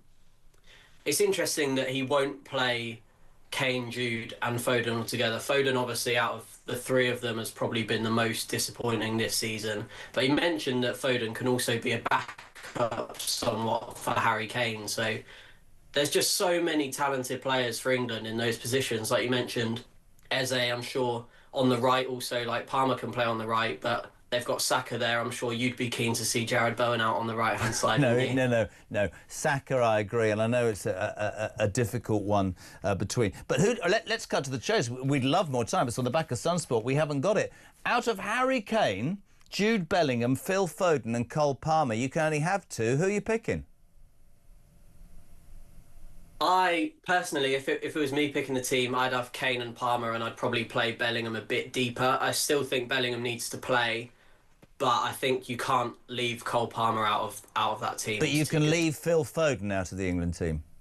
Yeah, I think just the form that Foden showed of late. Obviously, Palmer hasn't really been playing because he's been injured, but you'd assume by the time the summer comes around that he'll be back fit and firing. So obviously it's on that caveat that he's fit and playing to the best visibility. But I think when they're all at their best, you choose Palmer over any of them. Do you know what's really sad, mate? I could talk to you about football forever. It is a passion of mine. The truth is, we'll all get excited. We'll all argue the toss about what the squad is. England will start brilliantly, win the group, get to the semi-finals or the quarter-finals, lose on penalties, and we'll all go, oh, why did we bother? And then all the excuses will start. It was too hot, bless them. Lloyd Camfield, I'll forgive you for being a Chelsea fan. Thank you for being part of Morning Glory for Thursday. It's almost 9 o'clock. We're live live across the UK on the day that chaos in number 10 is at the forefront. Plus, Donald's going to be apologised to by the BBC. Your thoughts on all that after the news at 9, which is next.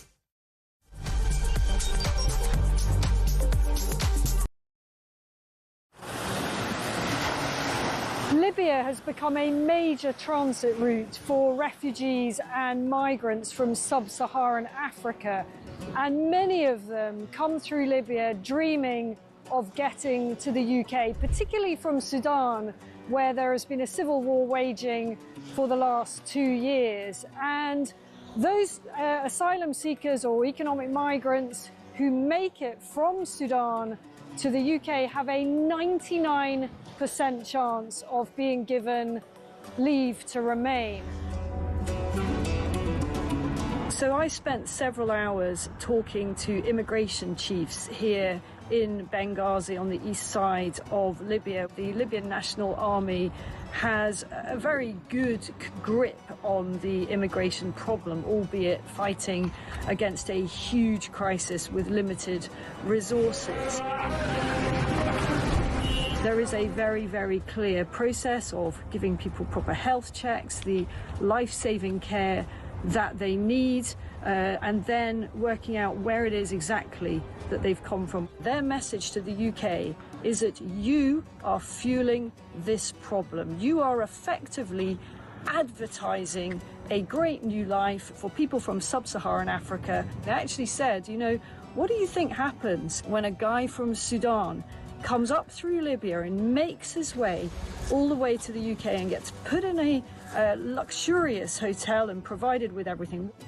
And make no mistake, it is a perilous journey. We see it from the end point. We see the channel crossing as the dangerous bit. But actually where these journeys begin is in the hot desert. Many, many tens of kilometres have to be covered on foot by these migrants. And as many as 1 in 4 do not make it. That means bodies in the desert. The Libyan authorities are having to recover bodies in the desert. About the UK and how much awareness. Please understand the scale of what we are dealing with here with very, very limited resources. Once again, you know, people come in from charities, from NGOs, they use warm words, and the authorities here told me the only thing that we ever get is maybe a few toothbrushes and some nappies for the babies.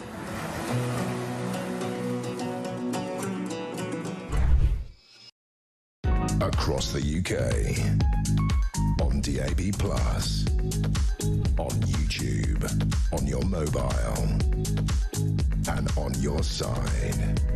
This is Talk.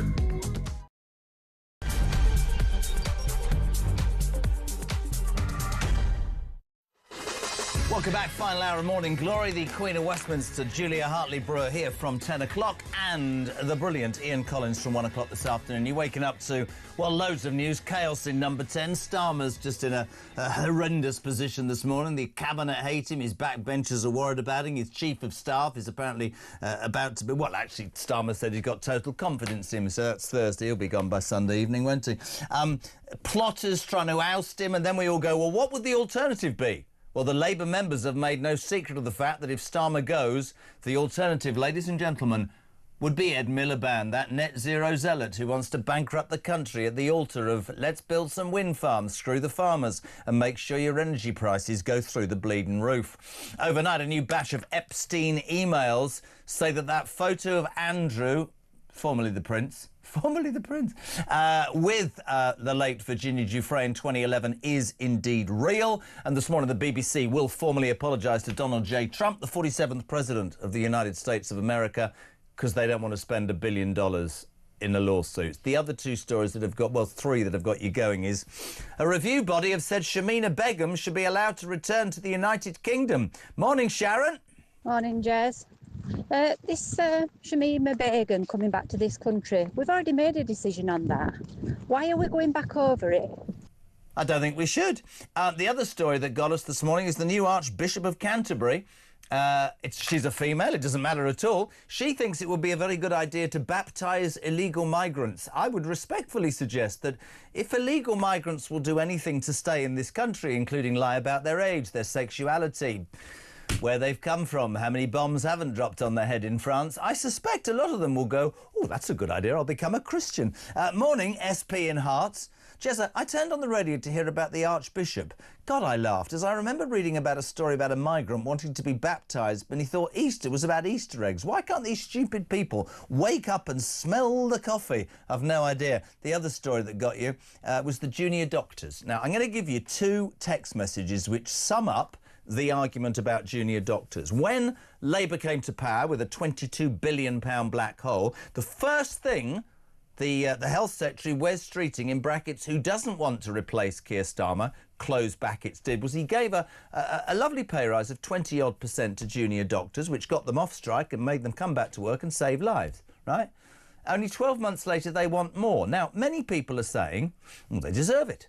Others are going, hold on a minute, in the climate we're in the situation your average working person finds themselves in, this is an absolute disgrace. So, Hannah, junior doctors should get another bloody job if they're not happy with the pay. They need reminding what sort of world we live in now. People are really, really struggling, and arrogantly demanding more because you think you're more worthy really sticks in my throat.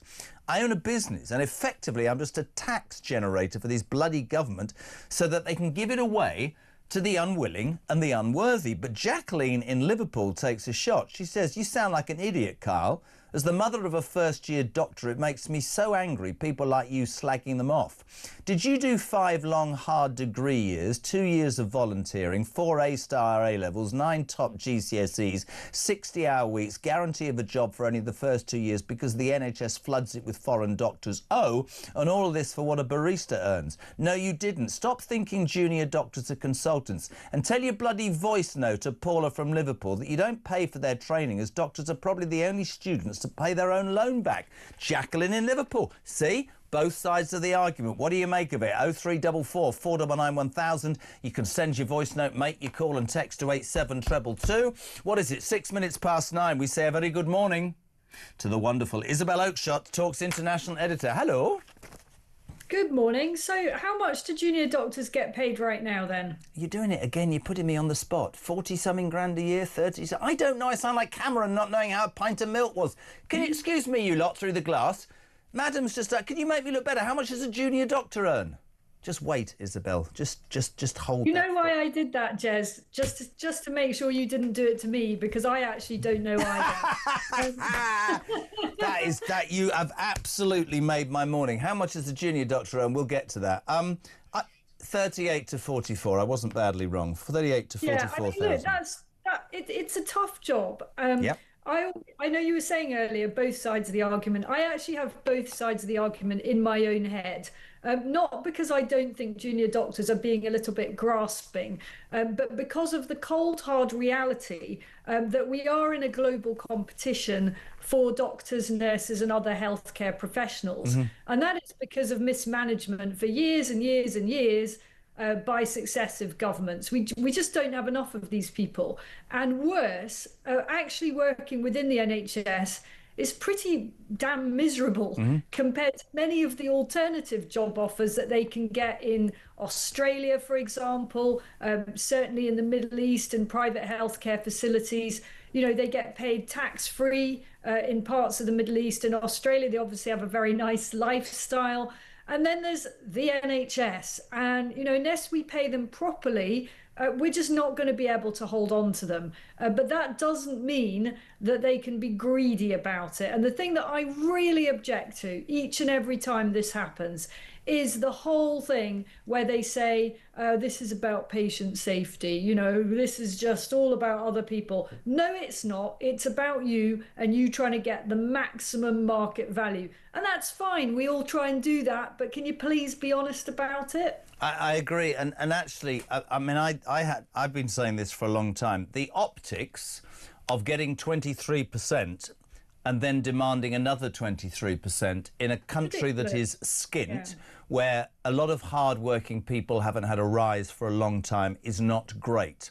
I completely acknowledge what you're saying about working conditions, because so many of the junior doctors will say we'll spend the money on that. I think they are not. I think they've done a massive disservice by the BMA that I think is overtly political and has its own agenda against whatever government. But I have a plan that some people think is barking mad. I would say to junior doctors who do, and Jacqueline from Liverpool is right, pay their own loans, as other students do. I would pay for their training, right? I would pay for their training in return for them signing a contract saying that they're going to stay in the United Kingdom and work in the NHS for 5 or 10 years after they have qualified. That way you will get loyalty on both sides of the coin. Can we talk about something I've been desperately waiting from 6 o'clock for you to come on about? Chaos in number 10 overnight. It started yesterday as well. Look at the grin on her face. Sources close to the Prime Minister came out and said, you know, Keir Starmer would indeed fight any sort of leadership challenge. Wes Streeting, who, love him or loathe him, is a good media operator, went on the round yesterday morning and basically said to everybody, I'm not a bleeding traitor, I'm a faithful. And he said that there's a toxicity in number 10 that needs dealing with, Morgan McSweeney. Later on, in Prime Minister's Question Time, being battered by Kemi Badenoch. Let's give her credit, she did brilliantly yesterday. Firstly, you'll love this, Starmer refused to back Morgan McSweeney. Have a watch. The Prime Minister is not going to do anything about the toxic culture. This is his responsibility. Just last night, his allies accused not just the Health Secretary, but the Home Secretary and even the Energy Secretary of launching leadership bids. These attacks came from number 10, nowhere else, his toxic number 10. The person responsible for the culture in number 10 is his Chief of Staff, Morgan McSweeney. Does the Prime Minister have full confidence in him? Morgan McSweeney, my team and I are absolutely focused on delivering for the country. And let me be clear, of course, Mr. Speaker, I've never authorised attacks on cabinet members. I appointed them to their posts because they're the best people to carry out their job. The best people to carry out their jobs would, for me, tell me that Starmer is completely incompetent at his job. How serious do you think, Isabel, this unrest really is?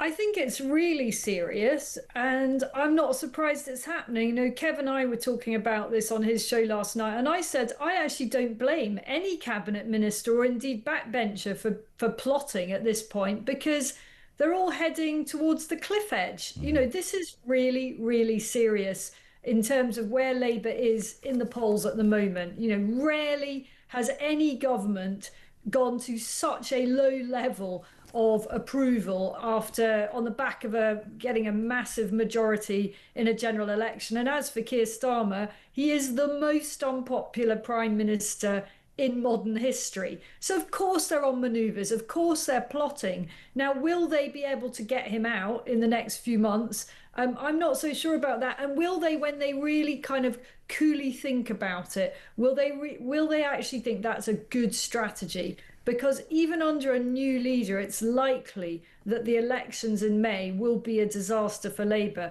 Does a new Labour leader really want that on their record, you know, at such an early stage of a new leadership? And that's the point, isn't it? The thing that seems to have focused many people's minds contacting the show this morning and responding to this news was that actually he is incompetent. He's got no political DNA and nothing conviction about him. He just sort of meanders from sort of human rights approach to placatory approach to I'll please them because a focus group told me to do so.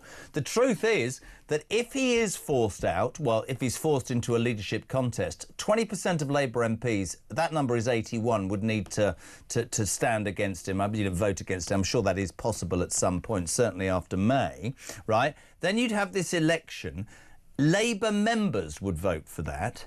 And the alternative, I'm told by the viewers, is worse than Starmer. And that says something. I mean, you can forget Wes Streeting and you can forget anybody on the right of the party like Shabana Mahmood. The two people streets ahead are Angela Rayner, she's the one who resigned in disgrace the other day, and Ed Miliband, the net zero idiot who would end up genuinely being the Prime Minister. This morning he appeared on the BBC because Wes Streeting said those attacks need looking at in number 10. This was Miliband talking as usual at a tosh. Have a watch.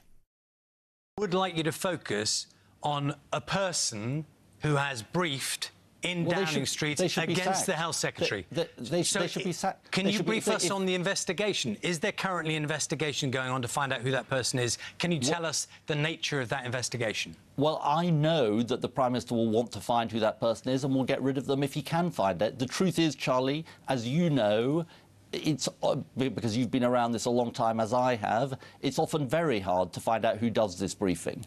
Because journalists understandably protect their sources and you can never get to the bottom of it. But of course, if Keir Starmer finds that person, I've discussed some of this anonymous briefing with him in the past, he'll get rid of them. I have absolute faith he will do that. He hates this stuff. Can I give you, potentially, Isabel Oakeshott, your next Prime Minister? He sounds like he's talking with a tissue in his mouth, doesn't he? I mean, it's like not a bacon roll. Got stuck there. So I wear two hats. I wear one hat, which is the good of the country, and God save us, can it really get any worse? Well, actually, it probably can. And the other hat is journalistic merriment. And with the journalistic fun hat on, I would much rather it was Angela Rayner or indeed Ed Miliband than Keir Starmer, because at least it would be more entertaining, it'd be more interesting, there'd be more to go at. With Keir Starmer, you know what he reminds me of? He reminds me of one of those kind of automatic hoovers, those kind of round vacuums that go zooming across people's floors. A kind of robot that can be quite useful sometimes in the eyes of some of his supporters. Not a smart Hoover. A little Henry. A little Henry. He has one setting, and that is it. And, you know, robots, when they malfunction, they're just a waste of space. And that's where he is. It is an extraordinary thing, and you said it so well, you know, barely, 14 months it's taken to get to a point where they're almost unelectable. Also today, the BBC will issue a full and frank apology to Donald J. Trump. He's accused them of, well, not accused them, it's been proven they doctored that speech about the Capitol riots in 2024 to try and impact on the presidential election. He threatened to sue the corporation for $1 billion. They say that will be the end of the matter. I've been saying this all week. I don't think it's about that. I think the BBC is rotten to the core. I had Nigel Farage on a couple of days ago, who said this is the moment at which the BBC needs to change or die. It needs to be defunded. It needs to act on the same playing field, if you like, as the rest of the media. It's a changed landscape, and they might have good programmes. Well, they'll survive in a subscription world. Why are we paying money to an organisation whose news output is utterly biased? The state broadcaster, to my mind, is biased, and that's not what it's supposed to be. Read the charter rules, right? So if they think that's going to be the end of it, well, good luck to them. I mean, I definitely think it's pragmatic, whatever they really think. It's a bit like when you tell children, just say sorry, even if you're not actually feeling it. Just for God's sake, say sorry to try and make this go away. But they've left it way too late, I think, to say sorry. A fulsome, unreserved apology to the president has come far too late. And, you know, look, he's not the kind of guy that's just going to kind of pack up and say, oh, thanks, apology accepted, everything's all fine now, is he? No. I mean, on a good day, he might suddenly say that, I don't know, in a few weeks' time, if he has a particularly nice meeting with someone from the BBC.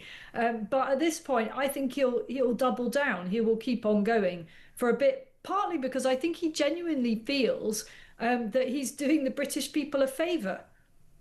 Does he? Probably, yeah. I think he does. I think he thinks he's standing up for those on the right. But I mean, how that it has to be him? What does that say about our country? It leaves me so angry with so many things. 2 or 3 other little stories that it doesn't even matter if you haven't read these, because I will get the best reaction ever.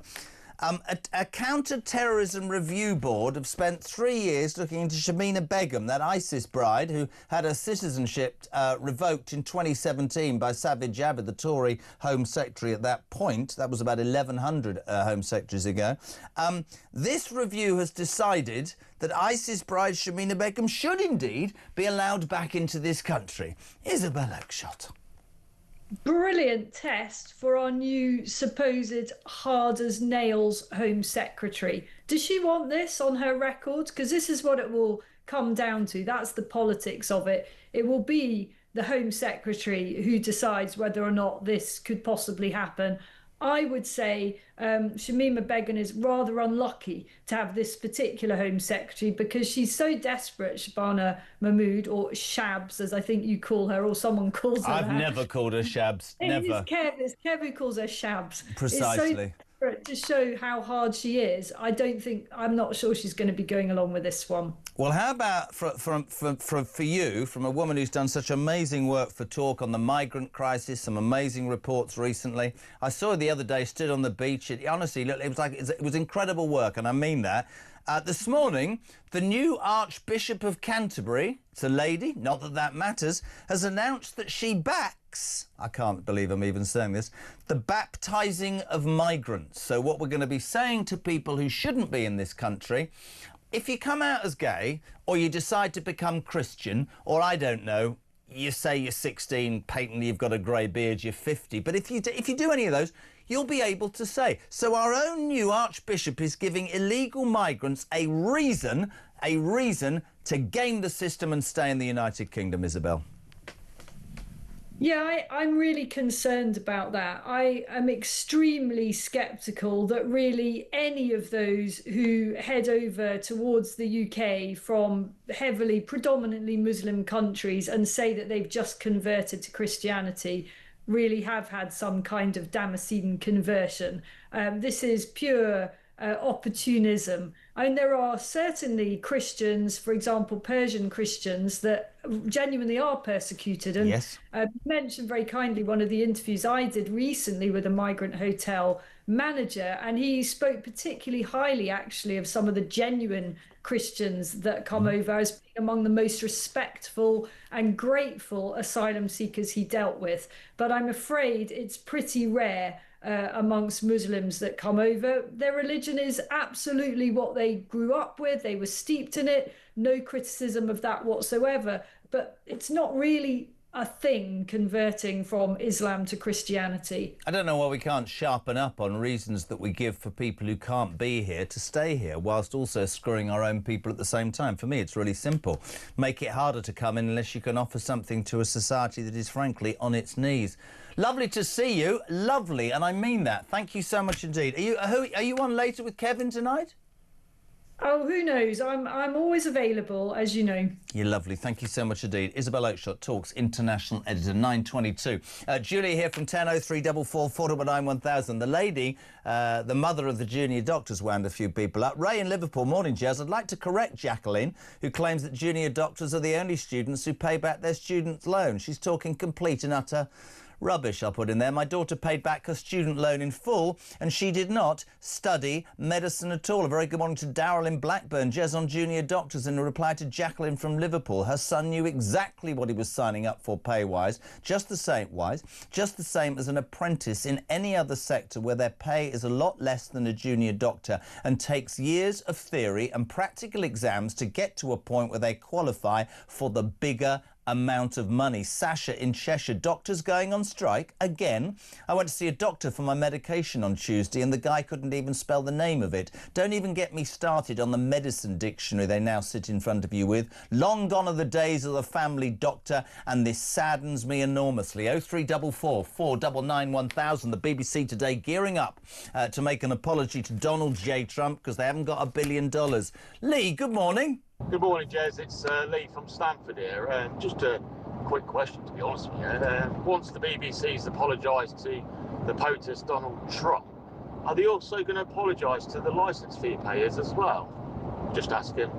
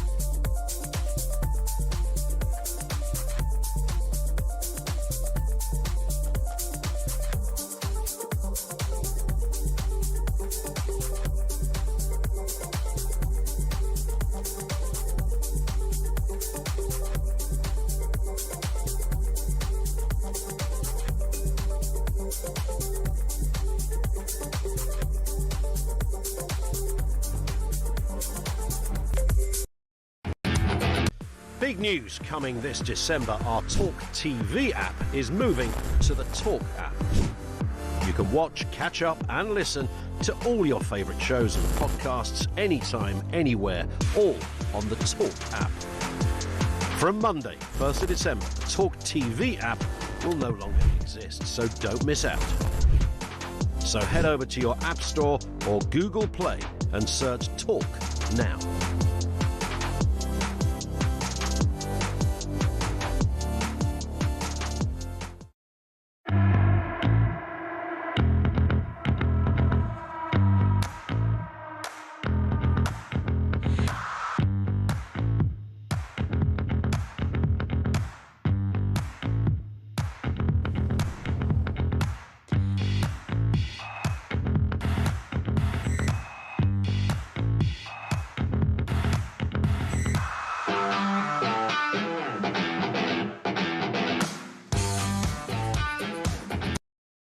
Across the UK, on DAB+, on YouTube, on your mobile, and on your side. This is Talk. Absolutely, the station where common sense prevails and your chance to react to the morning's news. Starmer under pressure from all sides. Hardly surprising, he's useless. Morning, Wayne. Good morning, Jezza. Keir Starmer's squirming like the little worm that he is. He's that little child in the playground, that little bully. It wasn't me, it was them. Or it wasn't this, it was that. Nye, nye, nye, nye, nye. Do you know what, mate? Let's all get together because we're all flag-waving far-right lunatics. Why don't we all sit there and pay 40 quid each, join a Labour Party, and we can tactically vote our own leader in? That'd be fun, wouldn't it? That'd probably put the cats amongst the pigeons. Great show, buddy. Brilliant, love him. Wayno, thank you. 8722. The other big story, Shamina Begum, a sort of this is what I don't get, a counter-terrorism review body that's paid for by the taxpayer has spent 3 years and has come up with the idea that ISIS bride Shamina Begum, who had, as I keep saying, her citizenship revoked in 2017, should indeed be allowed back into the United Kingdom. Shamina Begum shouldn't be let back in. Let her rot in hell where she is. She's clearly not enjoying it where she is now. That is her punishment. Morning to Sean. Jez, Begum should rot in hell. Traitor, bloody disgraceful idea. I cannot believe it. Damon in Wigan. Good morning, Jez. Every day, more and more bad news from Downing Street and more crazy times, and I can see the dark skies are gathering. And this morning, I've smashed my crystal ball into pieces because I don't want to see the future under Labour. I can't carry on like this for another 3.5 years. In my opinion, we're the laughing stock of the world. What do people genuinely think of not only our government, right, but also this country? And as for bringing the ISIS bride back, that just makes me think, why did I serve in the army in the first place to defend us? Good morning to Joanna from Salisbury. Jez, Shamina Begum's husband got 6 years in jail. He's out in the next few months. Let the Dutch have her. I think anybody can have her. Gary Thompson, are junior doctors not in training to be a doctor? When I was an apprentice, trainee stonemason, I got a lot less than the tradesmen, even the labourers and all of my mates who worked in factories. I know that after my training was complete, I would then get the wage that all my training merited. Gary on the Isle of Skye and Chris in Northumberland. God's country, good morning, my friend. Jez, the top pay for a doctor is really good. If the issue is pay for newer doctors, why don't we remove the top bracket pay rise and spread, dividing the difference across the lower doctors' pay scales so they receive the same money sooner but spread over a longer period? The money is there. Just recalculate how you pay it out. 0344 419 1000, text to 87222. Right. I say this with a modicum of balance because it is important that we look at all sides of the argument. Many of you who listen to this show and this station make migrant immigration your #1 concern, and the story of Shamina Begum being allowed back this morning has well, suggested to be allowed back, has sent many of you through the roof. We say a very good morning to immigration lawyer. Let's give him credit. Ivan Sampson, hello, my friend. How are you? I'm good, very well, Jeremy. How are you doing? Are you on holiday somewhere or are you at home? What's happening? No, I'm in Dubai. Brilliant. OK. Now, Ivan, I appreciate you being on. Genuinely appreciate you coming on. Shamina Begum, citizenship revoked 2017. The ISIS child bride, the do-gooders jumped up and down and went, she was indoctrinated. The people who think she should rot in hell for all eternity went, hold on a second. She married into something where a terrorist cold-bloodedly murdered people across the world. He was part of that and beheaded them. This morning, the Counter-Terrorism Review Board has said that ISIS bride Shamina Begum should be allowed back into the United Kingdom. I'm going to push my chair back and ask you, Ivan Sampson, human rights lawyer, what do you make of this? Well, look, this is obviously an emotive and polarising case, and I understand your viewers' concerns. But it raises really important legal principles, Jeremy, that go beyond an individual's case. The principle is, can a British government deprive a British citizen of their citizenship by doing so would render them stateless? And they did in this case. Whatever you... And Shamima Begum has nothing to do with migration. She was a British citizen. Just like you, just like me. I haven't committed terrorist effects or supported them against the British nation where people are murdered, Ivan. I'd like to start with that. Well, had you done so, you would have been investigated and charged and tried in a court of law, which is what the British government should have done. And it's really the question of whether she should be returned is not really anything to do with what she did or bad choices she made as a 15-year-old child, but whether it's the UK government has a commitment to the rule of law and to the principle that citizenship cannot be removed arbitrarily. Sajid Javid should hang his head in shame for that decision back in 2017, because it impacts not just her, but every other person in that same situation. Now, had Shamima Begum been a white person, would they have been deprived? The answer is no, they would not have been deprived. Where does that come from, Ivan? Where does that come from? Well, this girl, whether you believe she was... I mean, I'd like to point something out. It's not about the colour of somebody's skin. Why the bloody hell weren't her parents not encouraging or allowing her to go off? The fact is, she went to a country or an organisation that mandatorily murder people, innocent people across the world, including in the United Kingdom, and became part of that, had children with this man. The British government, you say, as a rule of law, should say, OK, your citizenship is not revoked, you should come to Britain and stay in a jail. I ask you this, I've already tried that. Well, not tried, I've made my point about terrorist activities. Why the bloody hell should people listening to this who are going to work this morning and paying their taxes pay for her to rot in a British prison? I don't understand. Because she's British. She was British. Look, if you let me answer the question on that point, she has committed an offence, not been proved as yet. And even if you're absolutely right, and I don't doubt that there are strong evidence against her, she should be tried in British courts. Sajid Javid essentially abandoned a British citizen to live in the most terrible conditions. And you forget, Jeremy, she had children in that prison who were de facto British. This government had a responsibility. What does de facto British mean? It means they would have been British had she not had a But I wouldn't have the terrorists, the ISIS terrorists living in this country, so the children wouldn't be British. That's a ridiculous argument, Ivan.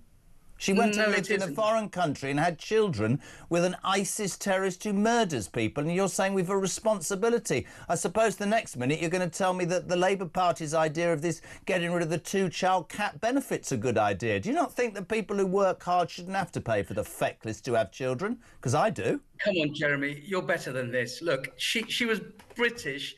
The children would have been British because the British Nationality Act made them British, had she not been deprived. So I'm afraid we abandon not just Shamima Begum, but her children who had not committed any offences, had done no wrong, and ultimately paid the highest price because they died in those horrible conditions. Can I ask you a question, seriously, calmly? We know each other. We all have a degree. You say I can do better than this. I'll take that, but I will forever say what I think, and that's the beauty of a democracy and debate.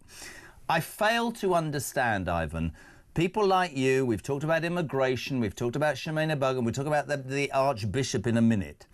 You strike me that you are very much like the Labour Party and many politicians, that you're not gauging in any way, or a junior doctor or the BMA, you're not able to gauge at all what the British public are thinking. Just let me explain that. You sit there and pontificate about how the law says that she's this and she's that. Go out and explain in this country how people being allowed to come here for, what's the story this morning? The Archbishop of Canterbury, the new one, backs baptising migrants, right? I'll give you another story and you're going to say to me, well, that's good. I'm going to tell you, if you're gaming the system and being told if you become Christian, you can come here and sit on your backside and be given a better life than you had on a beach in France, most people out there, as with Shamima Begum, will go, that is wrong. And people like Ivan Sampson are so divorced from the reality of what people in this country think. And why is that? Because he's an immigration lawyer who makes a living, and I'm being as straight as you've been, on actually dealing with this crap on a daily basis, which is why you sit on shows like this and try and defend it. Try and defend the baptising of migrants. Are you going to be able to do that? Yes, I dealt with a case where a young girl was converted to Christianity, and she was quite rightly given asylum status. Why? A genuine case. Why? You see, listen, the task of deciding whether someone's genuine or not is in the hands of the Home Office. And they've got to make sure that they have systems in place to weed out those people. So the girl you defended, how old was she? She was 12 years old. And she came to you and said, did she, Ivan, I know you're being paid for by the British taxpayer, but I'd just like to tell you at 12 that I've decided to become a Christian. And you went, OK, I'll represent you and I'll get you status in England. Or did somebody say the way that she will stay here is if we get her converted to Christianity? Come on, it's a perfectly justifiable question. Well, I have a duty of confidentiality, but let me tell you about this. One thing is for sure, is that I don't earn a single penny off legal aid on any of the work that I do. And I get accused of this all the time. Okay. I get, oh, you're taking British taxpayers' money. Okay. Not a single client of mine is paid for by the British taxpayer. So let's get that quite How do you clear. make your money then? Because if you're an immigration lawyer, where do the immigrants get their money to pay your bills from? Well, you're assuming I'm charging everyone, Jeremy. So you do it for free?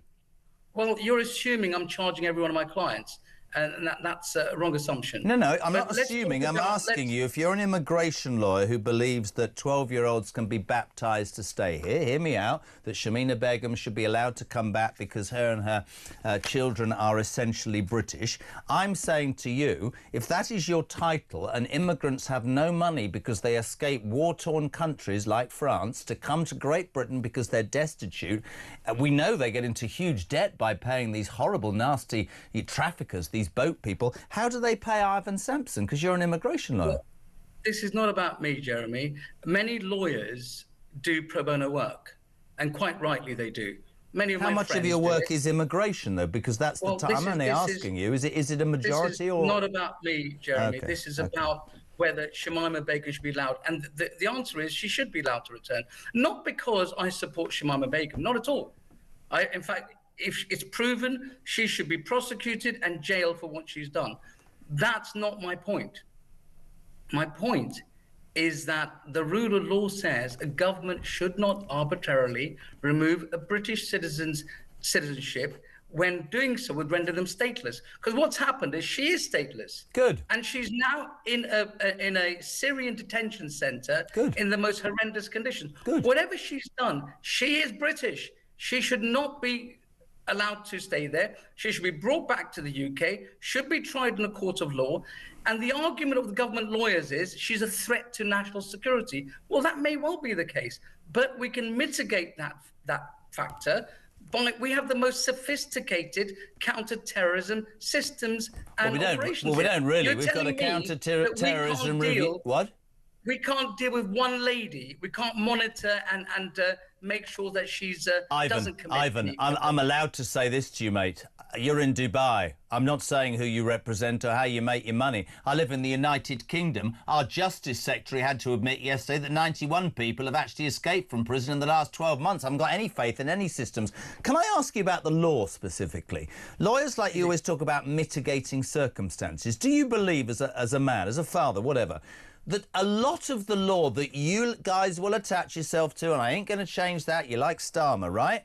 Do you not think that so many of the laws, ECHR amongst them, but other laws that have been passed down for years are so out of touch, out of date, need changing for the very reasons that common sense amongst the British, electorate is? How does that make any sense? Do you understand that view or not?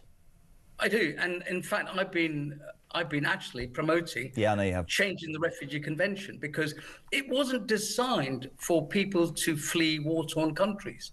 It wasn't. When 1951, when that Refugee Convention was drafted by British lawyers, it's actually designed to protect people fleeing political persecution by their government. 75 years ago. And so what's happened is it's now being used for people fleeing war-torn countries, and that was not the purpose of the Refugee Convention. So I've actually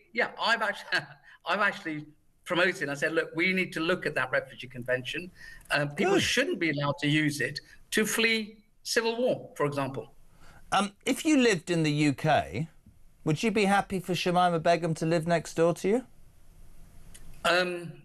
What I would be happy for is for all the accusations against her, for to be tried for those accusations, for her to be properly investigated, and if found guilty, for her to be punished.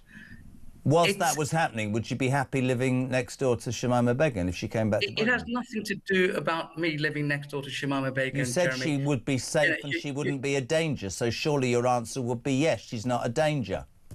No, I'm saying what I didn't say that. What I said was, if she is a danger to national security, which is what the position of the British government is, that it can be mitigated by counter-terrorism measures, but by surveillance and through tagging and so forth. So you can't just simply abandon someone because you think they're a threat to the country. It hasn't been you can surely abandon someone, or let me put it differently in terms of law, because you're much more intelligent than me. Surely you can, as an organisation, as a country, as a kingdom, say, we have rules, right? And you have absolutely and utterly smashed those rules to being, and you know what? We don't want you in our country. Because if we ever get to a point where people who commit crimes, terrible people, are being given every excuse to stay by lawyers, and I get your point, right? You're not going to tell me, but the truth is this.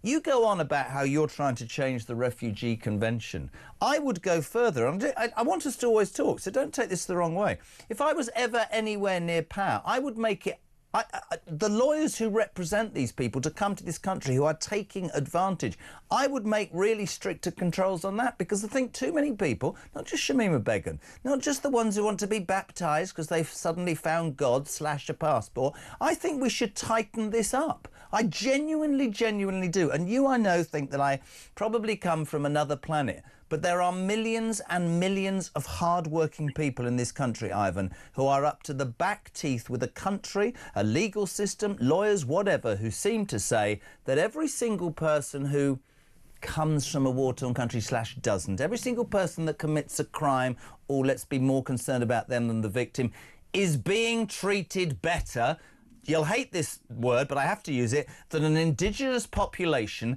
that are struggling financially, emotionally, in many, many ways. This country is skinned. I know that people will say, well, it's not the same as Eritrea. Go north of Watford Gap and talk to working class people, because they are struggling. And they listen to stuff like this, my friend, with the greatest respect, and they go, what's happened to my country? I'm at the back of the queue. Listen, Ivan, great to have you on. Immigration law, Ivan Sampson, live and exclusive from Dubai. Back in 3.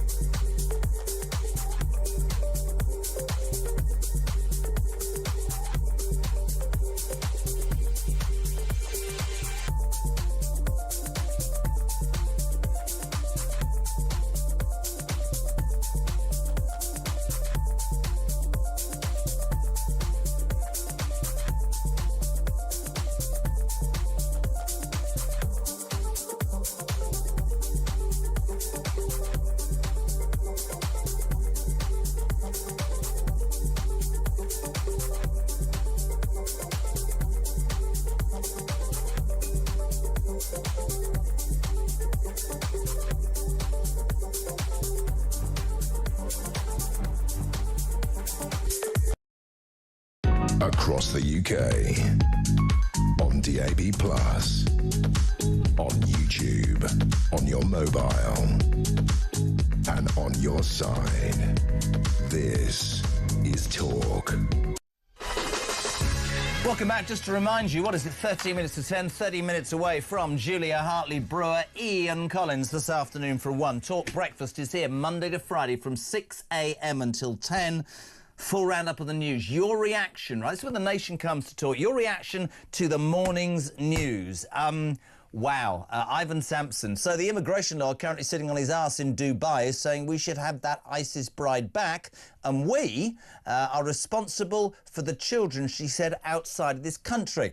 She got rid of her own passport and went of her own volition. Also, didn't she have dual citizenship? I thought she had Bangladeshi citizenship. Why is she not their problem? I can see why this country is in such a mess because of people like him sat in Dubai. Good morning, Jez, says David Hull. How can we be responsible for Shamina Begum's kids? They weren't born in the UK and they aren't British. If we allow this terrorist back into the UK, then every single foreign prisoner needs to be deported at the same time. Somebody said that earlier, but methinks it won't happen. Good morning to Ed from Hampshire. JK, tell your human rights are if the UK Home Office can magically create out of thin air British citizenship for foreigners turning up here, then they can remove the same citizenship if these people default. No one should ever be able to change citizenship of a particular country to another. Your nationality citizenship should only be based on parentage, not some Marxist activist in the UK Home Office. Brilliant. Jez, I'm just listening to you. Jay, my blood boils when people want terrorists to be let back into this country so they can live somewhere that they want to destroy, says Alan in Antrim. And Barry in Newcastle Way. Amen. I would suggest that as a Christian and a member of the Methodist Church, that the Church of England should also be defunded. Oh, we've gone full way this morning. They are as bad as the Beeb. Clearly the AB has totally ignored. This is the Archbishop, if you're just tuning in, the new Archbishop of Canterbury, who has said this morning, I think baptising migrants is a good idea. Clearly the AB, I surmise that's the Archbishop, has totally ignored the Bible in suggesting baptism makes a Christian and has failed the entrance exam. Only accepting Jesus as Lord and Saviour makes one a Christian. I have to wonder if the Archbishop has read her training manual. Great. So what we're actually saying in all of that is that the latest Archbishop of Canterbury doesn't know enough about what she's doing. What a great start. There we go. Will Kingston, it says here, political commentator and host of the Fire at Will podcast. I've never heard of it because he's never asked me on. Will, how are you?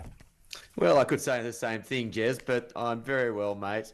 And I really enjoyed that conversation with Ivan. The key point that came out of it was we have an establishment that is so out of touch with the British people, as you said, that they fail to see common sense. And that's the thread that ties that past story to the one we're going to talk about. I mean, it's so true. It strikes me that we live in an ever politically diverse, divisive even world and country, and yet so many... Trump said at his inauguration, common sense goes a long way to just getting to the root cause of everything. He didn't want to talk about it, but there is no doubt human rights lawyers who are being paid exorbitant fees on legal aid, whatever Ivan Sampson says about his own particular situation, to defend people. This Archbishop story this morning, come and be baptised. Become gay, or admit you're gay. Say you're 16 when you're 47 with a beard and you can come to this country, but when they get off there, that's what the law says, and we can go and we can find some old law that says that these people's human rights are being, cast aside. I repeat, and I will always repeat, absolutely will, that we are talking about a country full of people who are not on their knees, but near as damn it they are, that they're struggling. They're about to be battered again with another tax rise, and they seem to be, in their droves, saying to us, why are we being punished when we've paid in to almost defend and support people who shouldn't be here in the first place? Yeah. Well, the first priority of every government should be to its own people. And it's extraordinary that so many countries like the UK, like Australia, have forgotten that basic principle.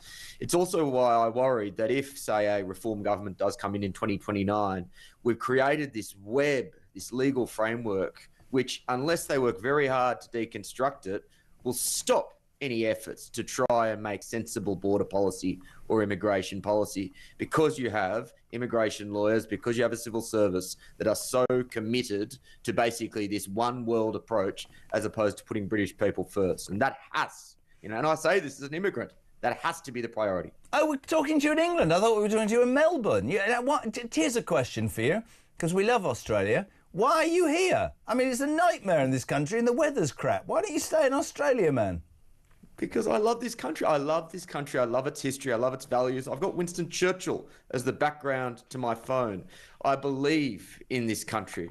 I'm one of those immigrants who actually does love being here and actually supports its history, its culture, its values. And, I will integrate as much as I can, or at least until the Ashes starts, I'll integrate as much as I can. Now you've done it. It's almost the end of my working week. We're going to batter you in the cricket, all right? Just so you're aware. Yeah.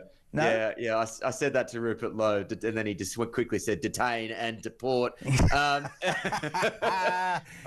But this is the problem. There are so many people in this country who don't hold that attitude, and as a result of that, the UK has become a country which is separated by ethnic and cultural enclaves that are dictated by the norms from the countries that they've come from, many of whom are so far away from a Western liberal democracy, it's not funny.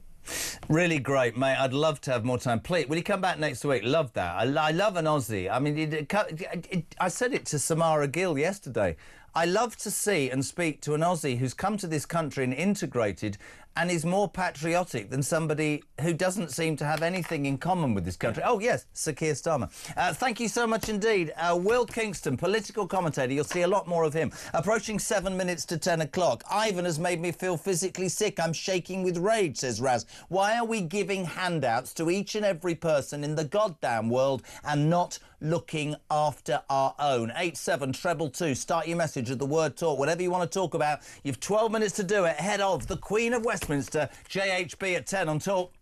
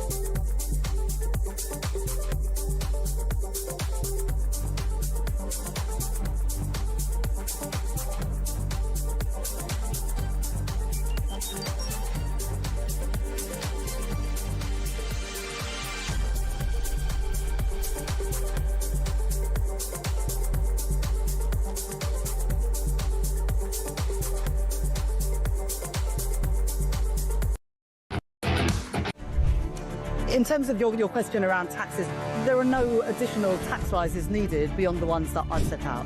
Don't need to increase taxes. I'm not coming back with more borrowing or more taxes. I will not increase your national insurance. I will not increase your VAT, and I will not increase your income tax.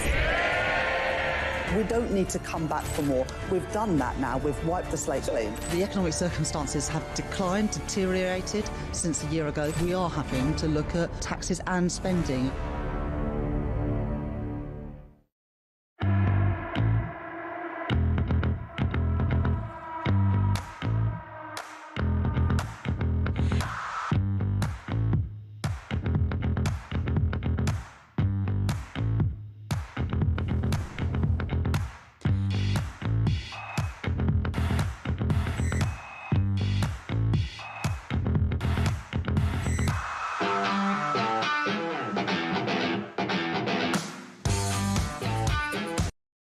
Across the UK, on DAB+, on YouTube, on your mobile, and on your side. This is Talk. Welcome back. Thank you to the team this morning. Top job, Christian and Mark and Tommy, eventually, and Luke. We say a very good morning to the Queen of Westminster, Julia Hartley-Brewer. Morning. Morning. How are you? It's sun's shining out there. It's quite nice. It makes you feel a bit different, doesn't it? Not really, when you read that Shamima Begum should be brought back into this country, says the Counter-Terrorism Review Board. I've always said she's our problem and she should be brought back, but only if she's behind bars for the rest of her life. But given that she'll be walking on the streets within, I don't know, a nanosecond. Somebody said and this in morning. an asylum hotel near me. Somebody said, interestingly, this morning, do you think we'd allow her back if that meant we could argue about deporting foreign criminals more easy? But it's not going to be that easy, is it, for God's sake? I mean, she did just hand over her passport and say she wasn't British anymore. She kind of chose it. But there we are. That's the madness we get into. We're going to be talking a lot about plotting at Downing Street. Are you sad about that? They're so bad. I know, They're mate. so bad. But no, but is it?